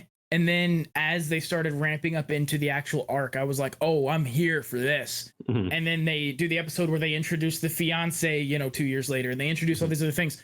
And then they start trying to dig in and find out what's going on with this tulpa. It's called a tulpa. That's what it is. The being that's created based upon the imagination of a person or a group of persons is called a tulpa. And that's what they've done, is they've created a tulpa, this ghost that goes around terrorizing people, and eventually killing someone with a steel beam. So during the investigation about her actual death and all this stuff, I'm totally here for it. And then the show does a thing where it's like, so there's this earlier character. Now we've made her out to be this mysterious background character, and it's not just a little bit after they mention her name, Rika, that you sort of know what's going to happen. Like it I was there for it and there for it and there for it. And then after they brought in that thread, I was like, oh, well, now I know what the show, I know how it ends now. Yep. Yeah, I mean, it was interesting and it was good. It was also, though, it was interesting to me because I guess this was a Crunchyroll original. Like, they sort of advertised it as like, hey, this is the show that Crunchyroll is putting out the same way that Netflix has done. Sure, and yeah, so it is a novel adaptation, but I believe it's Crunchyroll's like production. Yeah, and it felt like a novel adaptation, which actually I appreciated because like, I've had conversations before with people, like especially back in grad school, about transmedia. And cross media stuff. A short TV series is actually very well suited to novel adaptations because you can kind of like hit on all the major beats without having like rush through it too much, like you might in a novel. And so like it definitely did feel like this was a novel, but the downside was that it didn't really feel super well structured for a TV series. If you were counting on people sort of tuning in each week to watch it, like it actually works decently well as a binge show that you watch all in one sitting. But also it had a lot of just kind of exposition and conversation, which like was interesting enough, so I didn't hate it. But there were definitely some episodes that dragged a little bit. This show suffers from too many episode syndrome. This show absolutely has too many episodes for the story it's telling. This arc, the core arc of the show, it takes up what, 7 episodes? Yeah. It should have been 4. Yep. It's too like long. This show really suffers from having far too many episodes. It feels and it's all very go ahead. It feels reminiscent of Bakemonogatari, except it's not quite as Bakemonogatari, good. but if the arcs were drawn out. It's Bakemonogatari. I had that exact same thought. It's Bakemonogatari without the style, and if the arcs were too long. Yeah, like a lot of exposition, a lot of characters' inner thought process being explained to us around an event where what's actually happening in the event is actually secondary to our character's experience of it. Yes, I'm so glad you brought that up. I'm so glad you mentioned Bake, because I had that same thought. That it's like it seems like Bakemonogatari if they just took too long to tell their stories. And there's also like a weird, like toward the end of it, you also get this weird like sort of the best parts of Death Note, the Light L sort of when they are like thinking past each other, kind of the Light L sequences from Death Note and kind of the setup that has, and you know, them in their separate places trying to think through the same problems and catch each other and cut each other off. And those are the best parts of that show. And this show kind of does a little bit of that, but without, I just feel like it's not as interesting in those moments as Death Note is in those moments. I feel like it's not as stylistic or interesting as Bake, even though it's basically Bake. Yeah, it fell short for me. As soon as we get past the actual setup for the main arc and get into the main arc, it just started feeling like, come on, guys, tell your story. Just tell your story. There were some great moments in there, but yeah, it did take a while to kind of like deliver all of it. Like the part where she's got like the 4 possible solutions, and basically she's using those all combined. It's like to kind of collectively, like not any given one of them is going to convince everyone, but altogether she manages to reverse it in order to, you know, destroy this monster. I actually liked the relationship between our main character and her. I liked their relationship a lot. I wish they would have stripped some of the exposition dialogue out of it and give me more of their relationship develop, because that was a core part of the show that I thought I actually was interested to see how their relationship had kind of grown, and they just do like a 2-year time skip and they're together now. And it's like, well, I would have liked to see a little more of that. Yeah.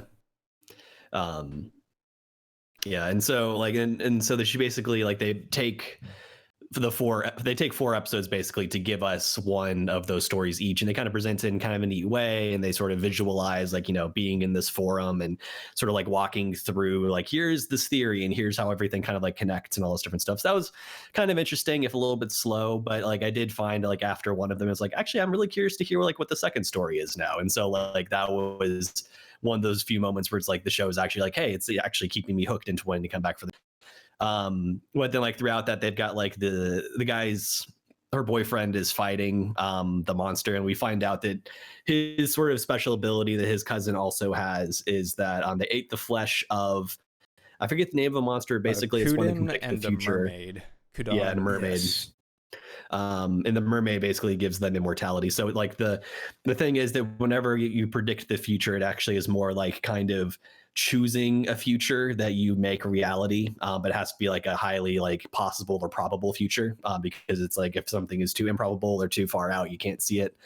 But basically, when you die, or like the cost of doing this is dying, you're able to choose that future. But because they've got immortality, every time they die, they come right back, and so they're able to do this multiple times.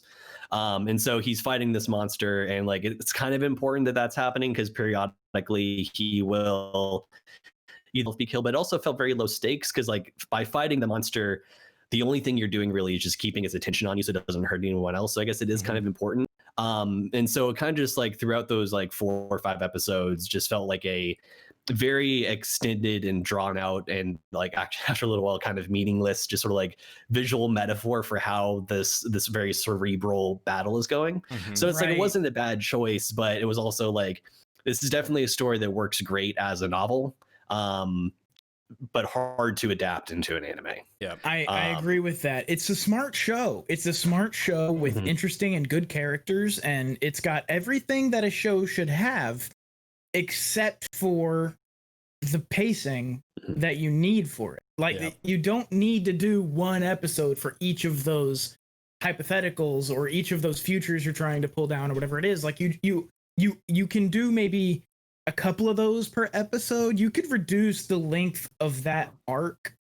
Again, you could probably pare it down from like 7 episodes total down to about 4, maybe 5, and it would feel a lot more brisk, and it would feel less like because frankly it bored me when it got slow like that. I was like, come on, just I see what you're doing, just get there. So I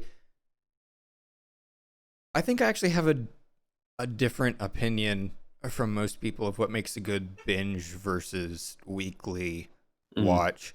I don't think this would make a good binge. I found that actually, I agree that the pacing made it a little boring, but the pacing also made it easy to watch week to week, because I'd go and I'd watch something else like Pet or Railgun or whatever, which was a little more high stakes, and then it was easy to come watch this and Runway afterwards and just like relax a little bit. Interesting. And because you're not watching it back to back to back, yes, it feels long, but it doesn't feel as long. I actually had this recently for anime night at the game convention I go to in Phoenix every year. This year we did a series instead of a movie. I wanted to try that out. There weren't any movies I really wanted to watch, and there was a series I wanted to watch. So we did that. We watched Iroduku. Yeah, Iroduku. The World in Colors.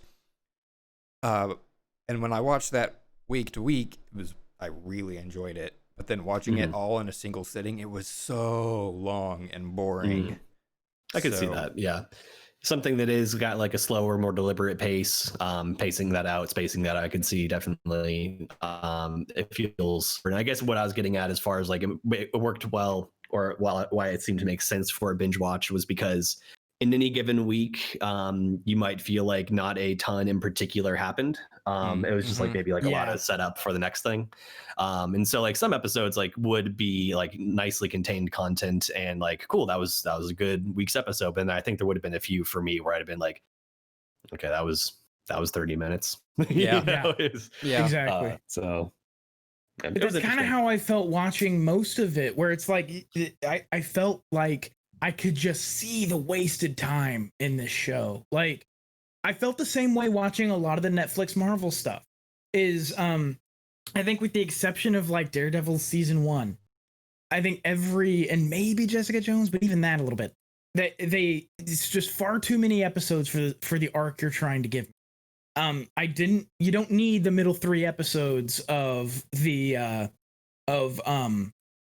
Oh, what was it? Now I've forgotten. The name of the character. My bad. Anyway, you don't need the middle 3 episodes of a lot of those shows, actually. Iron Fist being one of them. And you can just feel the. It feels like when you're listening to. Okay. So some of these old radio guys, they come out of radio and they start making podcasts, and they feel like they have to hit certain times because that's how you do it in radio. You have to spend enough time and burn enough time to hit a mark. You have to hit an hour or an hour and a half or 2 hours, something like that. And they just like try to fill time until they hit those times because they're not used to the idea that it's a podcast. It can be 45 minutes one week and an hour and a half the next. Nobody cares. It's fine. And I felt that in this show where it's like you want to get 12 episodes out of this, but you really don't need 12 episodes for this. I really have you see it so much. You see it so much. I don't know, because like, it might be, you're thinking it's like, okay, well, if 12 episodes was too many, then like, maybe they needed like, 3, like they could have gone away with having like 3 fewer. I think a lot of times, like, because even if something did start to feel a little bit slow, it was still either important information or was character development. It didn't feel like there was any like wasted time. It just felt like they just took longer than they needed to on it. So maybe it's even like you take out like 1 episode, and then so like trying to take like the 12 episodes worth of content put into 11 maybe would make it feel brisker and quicker. And you make like a few more critical decisions about like, okay, we can cut the length of this down, or we don't really need that bit or something like that. I don't think it was excessively long. It was in parts where it's like, okay, let's get through this. I think there was a lot of this that was told and not shown too.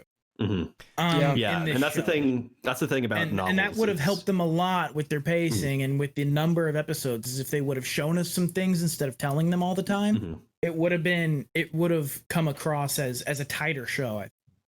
Yeah, I think I read a book at one point that was talking about writing dialogue for screenplays, and of course it can apply a lot to stage plays too.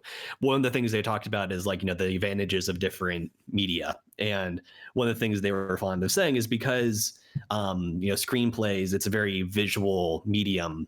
You're trying to do a lot more of showing than telling. One of the things that, like, one of its weaknesses, say, compared to a novel in most cases, is that you don't get as much of the inner thoughts of the characters and stuff like that. So we definitely had here a lot of inner thoughts of the characters that just shows one in this animation, rather than, like you said, kind of like they did a lot more telling than showing, which I didn't mind because it was all interesting in this case, but there would be a lot of shows where if it wasn't, we would really be nagging on them or railing, whatever. We'd really be criticizing them for the choice and presentation. Yeah. It's not, I don't want to sound like I'm hammering on it too hard. It's not a bad show. Not at all. It's very smart, and if you have the time to sit down and devote to it, it's definitely worth seeing this story in the way that it plays out. I just do wish I kind of feel like that the way I feel about Luke Cage. That was the one I was thinking of. The middle 3 episodes of Luke Cage, wasted time. I kind of feel the same way about that I feel about some of those, where it's like, yeah, if you have the time to sit down and devote to it, it's definitely an arc worth experiencing. But you can also sort of you can feel when they hit a wall almost with their pacing, with the briskness of the story. Which I don't know. I'm wondering if it had to be aired in a season. It was aired on TV and stuff, so they needed their 12 eps. But I just wish. It makes me wonder what the next arc is that they couldn't condense the Steel Lady Nanase arc into 3 or 4 episodes and then move on to the next one and do that. Like, if it's because I actually wasn't entirely positive. I mean, maybe you might know more than I do. I could see this also just being they wrote one novel with like, they left it open certainly for something to follow, but like this could also just be, if that was the novel, it's like, okay, that's the complete story. up through Volume 11 is available on Amazon currently. Okay. Yeah, they've done. Nope, there's a lot. 12.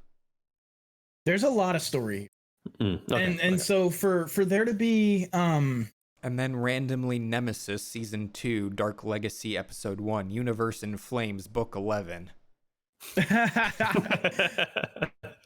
it just I really do wish that they would have done a little bit more Baco and a little bit less this, where it's because one of the great things about Bake Monogatari is that they one of the great things about it is that they give you these interesting and cerebral arcs, but they're condensed such that, you know, they're presented with a problem and they solve the problem within 2, 3, maybe 4 episodes at the longest. Bunny Girl did the same thing.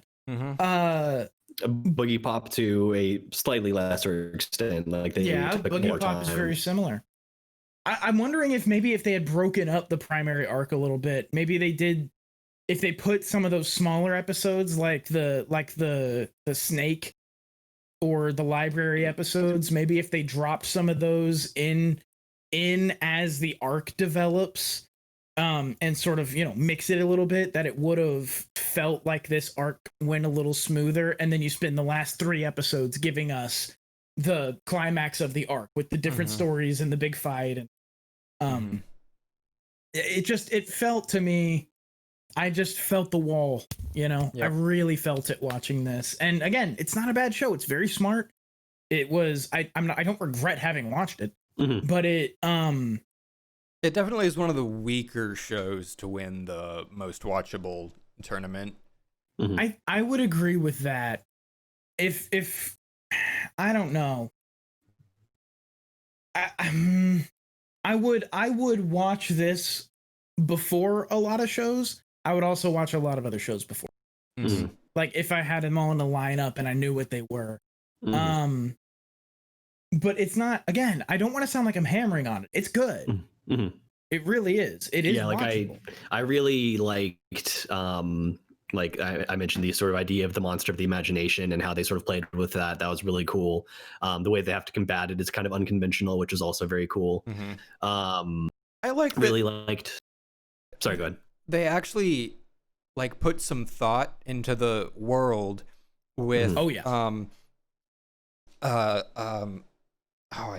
what's her name? The main character girl. Kodako. Yeah.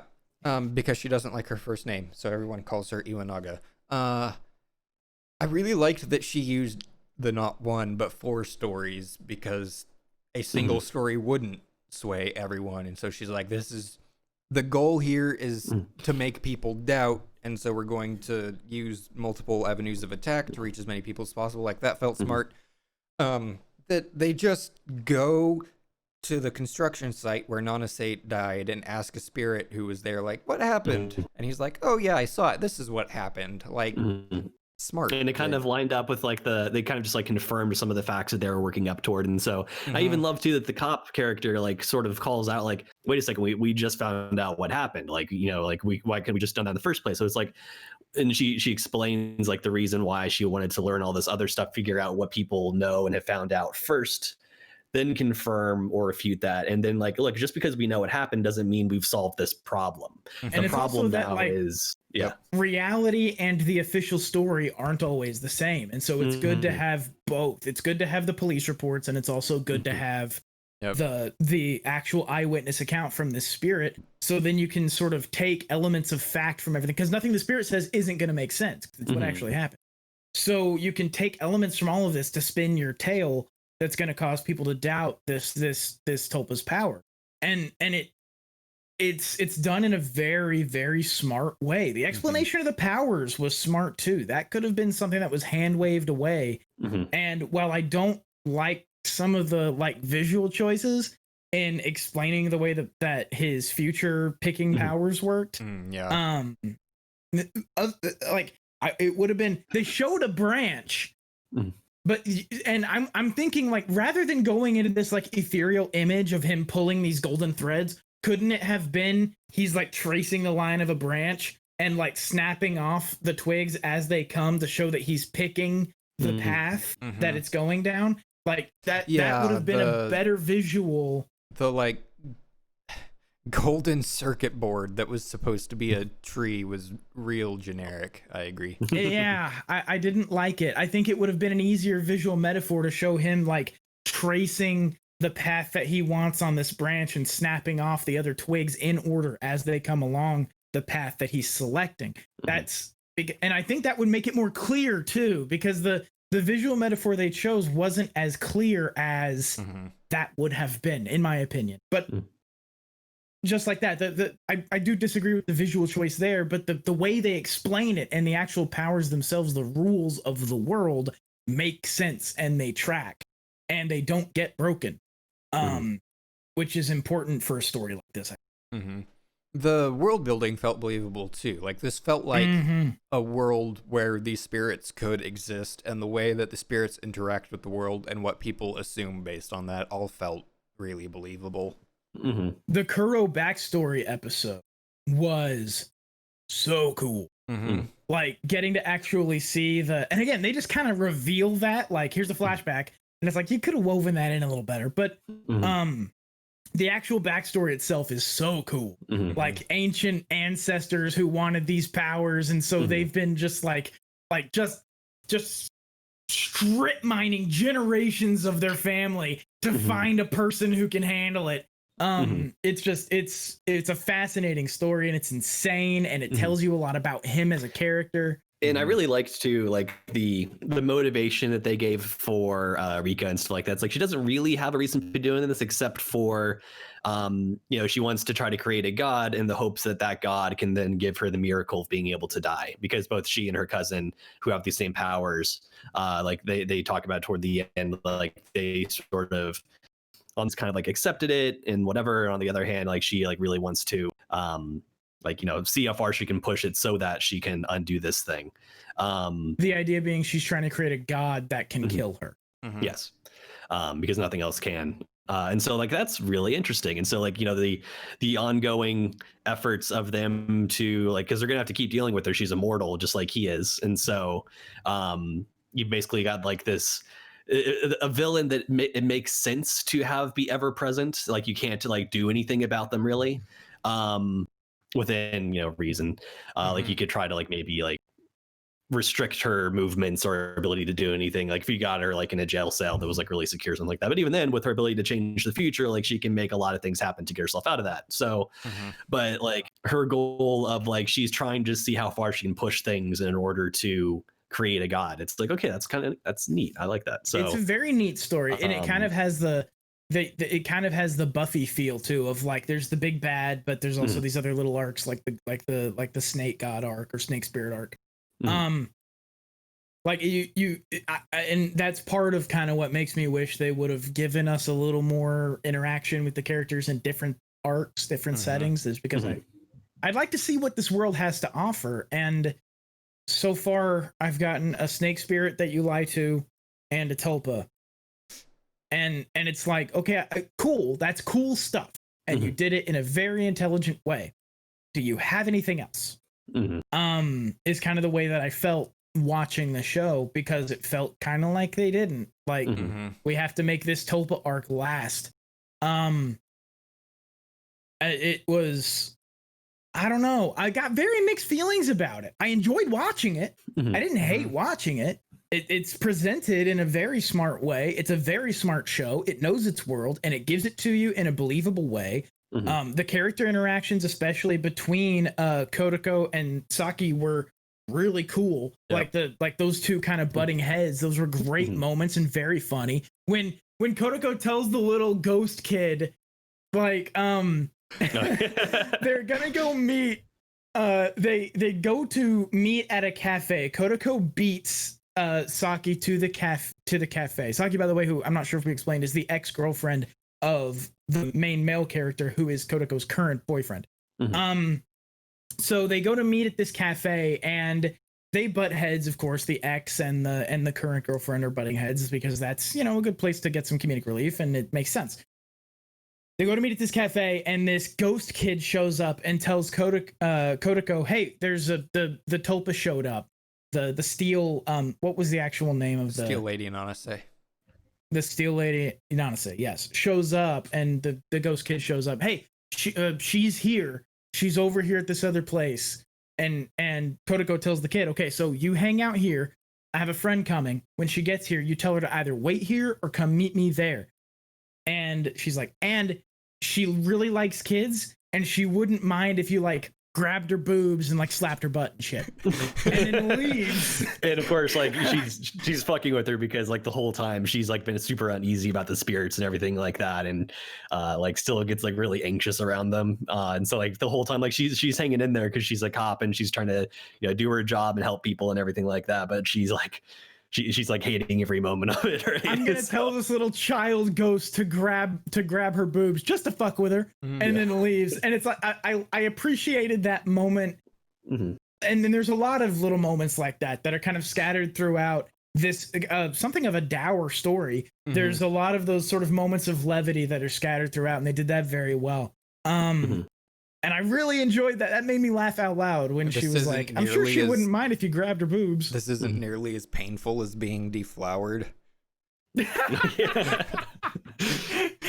And she was like, why would you bring that up? And she's like, it was the most painful experience of like my life, so duh, of course I would. Seemed like the obvious thing to compare it to.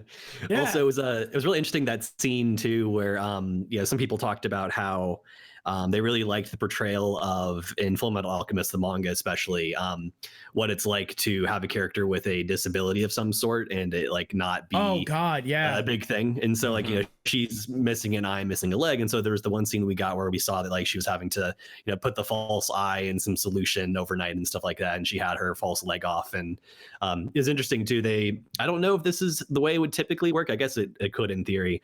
When she has when she has her eyes open and she has her eye, it just is like an empty hole, but her eyelid and everything kind of like matches the other side. So I don't know if that's how that actually works IRL. It actually looks a little when someone actually has a false eye and they have it out, it actually looks a little, they didn't animate it as I think the only way to say it is it kind of looks gross. It looks like what you would imagine not having anything where your eye is supposed to be looks. And so they didn't really draw it as true to life as they could have, probably for good reason. Because it looks not great. So they like, which is not to say anything bad about somebody who actually has that, because, obviously, whatever. But we're all also self-aware individuals. So they didn't really do that as much. I actually loved that scene though, because it showed that she's hanging out when she's like hanging out in her hotel room. Yeah, she's not wearing the leg and she has her eye out because like that's how you would hang out at your house. We got to see like her and her boyfriend interacting, and like so clearly like he's been around when she's been like this before too, and so it's just like a course of daily life for them. And then when they get company, like she pops the eye in and puts the leg on. It's like, okay, cool, we're good. And then he opens the door. And then he opens the door and lets in the guest. I wanted more stuff like that, more stuff that tells me about their relationship, because that's a moment, that is a great moment of showing and not telling. That's a great moment of letting the audience know he's not weirded out as you might expect some people might be when confronted with somebody who has a prosthetic leg and a fake eye, being comfortable in their own home with the eye out and with the leg off. You might expect a person to be weirded out by that, maybe. He's not. He's obviously been in a situation before. She says they fucked. So like this is obviously a situation that's not weird for them. It's comfortable. It's at home. It's maybe implied, but she said she's been deflowered, but we don't know if it was with him, because she's constantly saying too, like, why do you always refuse to sleep with me? Because like she's constantly like wanting to be like, hey, why don't you stay over my hotel room tonight? He's like, nah. Well, he then says, because I wanted you to get some actual sleep. Right. The feeling that I get from the show is that she just wants to fuck all the time. Yeah, definitely. Like that's the feeling that I got from the show, was like that she just constantly wants to be fucking, and that he's like, no, I'm staying in my own room because you never get any sleep. Which I think is another interesting like wrinkle of their relationship that I would have liked to like. I don't necessarily need to see them fucking, but I want to know what their dynamic is when they're together and stuff, because we're left with he looks like dour in photos with her, and he like we're not really sure if he even likes her all that much. But then when they're together in her hotel room, he seems to really care about her. And yeah. And also, it's I like a little the whiplashy, and I would have liked that to be fleshed out. I like too though that she's like, worried about like, making sure that he and his ex aren't alone together. But then like they also just like straight up toward the end of the series, like, yeah, it's pretty clear to me now that like, we couldn't have gotten back together if we wanted to, like this wouldn't have worked. Yeah.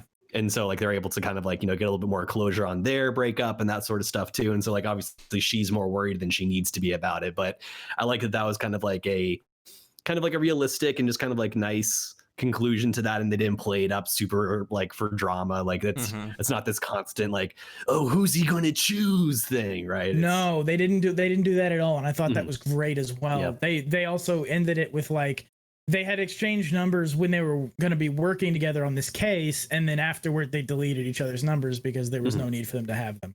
Like it was a totally it was the character moments very healthy. The character moments in this stuff are really, really good. And I would have liked to have some more of that. Some more of those character interactions and some more of the relationship that's kind of, because I did feel a little bit whiplashy when it's either he doesn't like being with her or he like really likes and cares about her.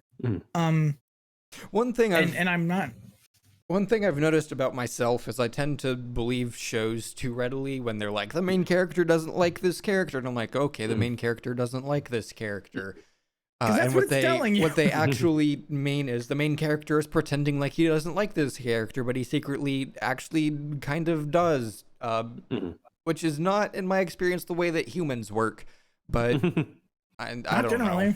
Well, and also too, it could be a thing where like, he really does care, he does like her, but he could just be like, they just have like very different personalities. And so like where she wants to be like, like constantly bubbly and like, let's take a photo together and all this different stuff. He's just like, oh my God, another photo. Right. So it's like, it's not that he doesn't want to be with her. It's just that like he's going through the motions of some parts of the relationship, that sort of thing. So, but yeah, which totally tracks, totally tracks. And I would have liked to get more of that. Yeah.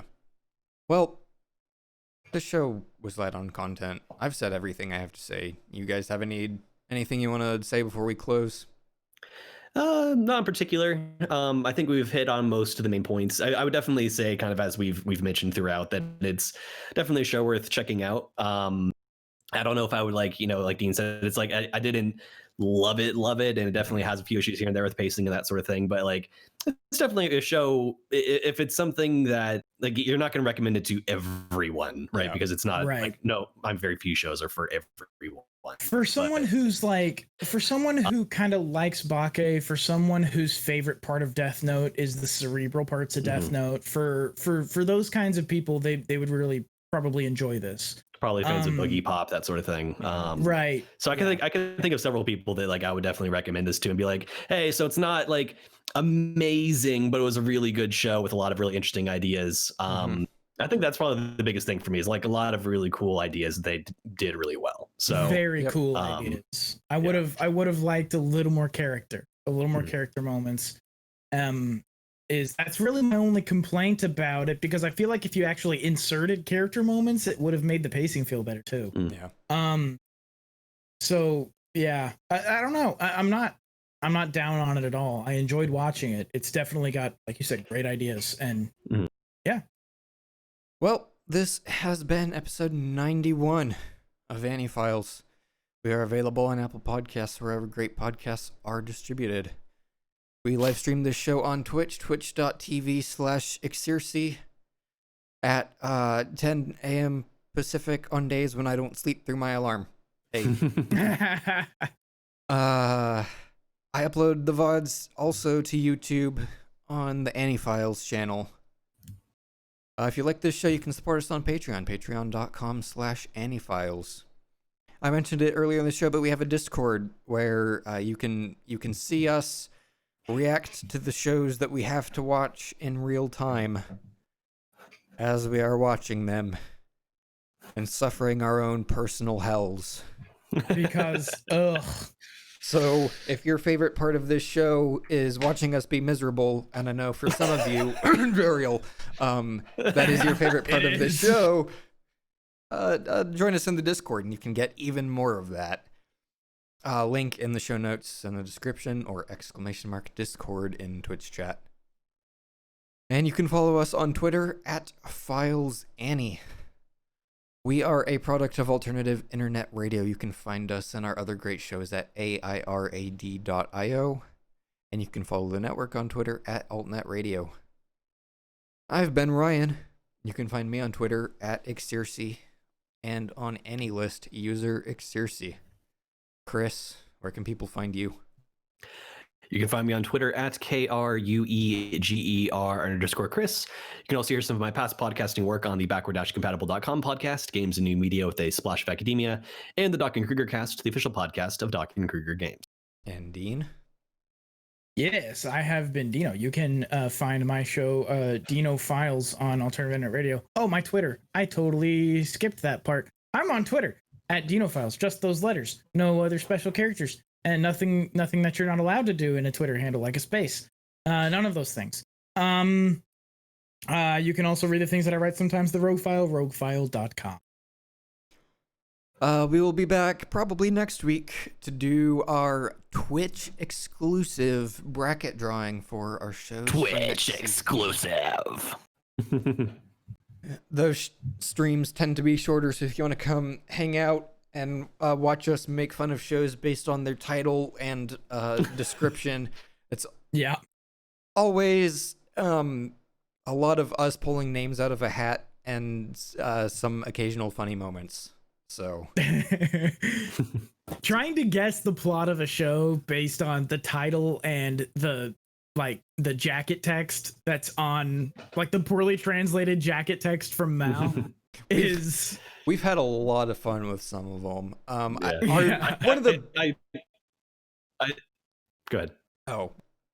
of the best moments on this show is when we somehow correctly guessed the title of Promise Never, or the premise of Promise Neverland. That's exactly what I was going to say. Yep. Other highlights include us absolutely ripping into what was that show? The Numbers show. Oh, I know the one you're talking about. 1 second. We were Plunderer. Plunder. We were also correct about that one and just fucking ripped into it. That was a lot of fun. Yeah. I think because of the pacing issues for Inspector, I think the best show of the season was actually Science Fell in Love, so I tried to prove it. That's retroactively going to be changed. I think we're going to go retroactively change that on the challenge and all that to have Science Fell in Love, so I tried to prove it be the greatest show of the season, perhaps of all time. Sure. Yes. I want to go back and watch it just for the cringe. You are allowed to do that. I will not be joining you. That's your own prerogative.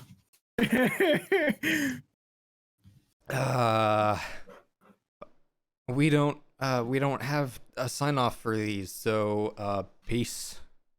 Bye. Bye.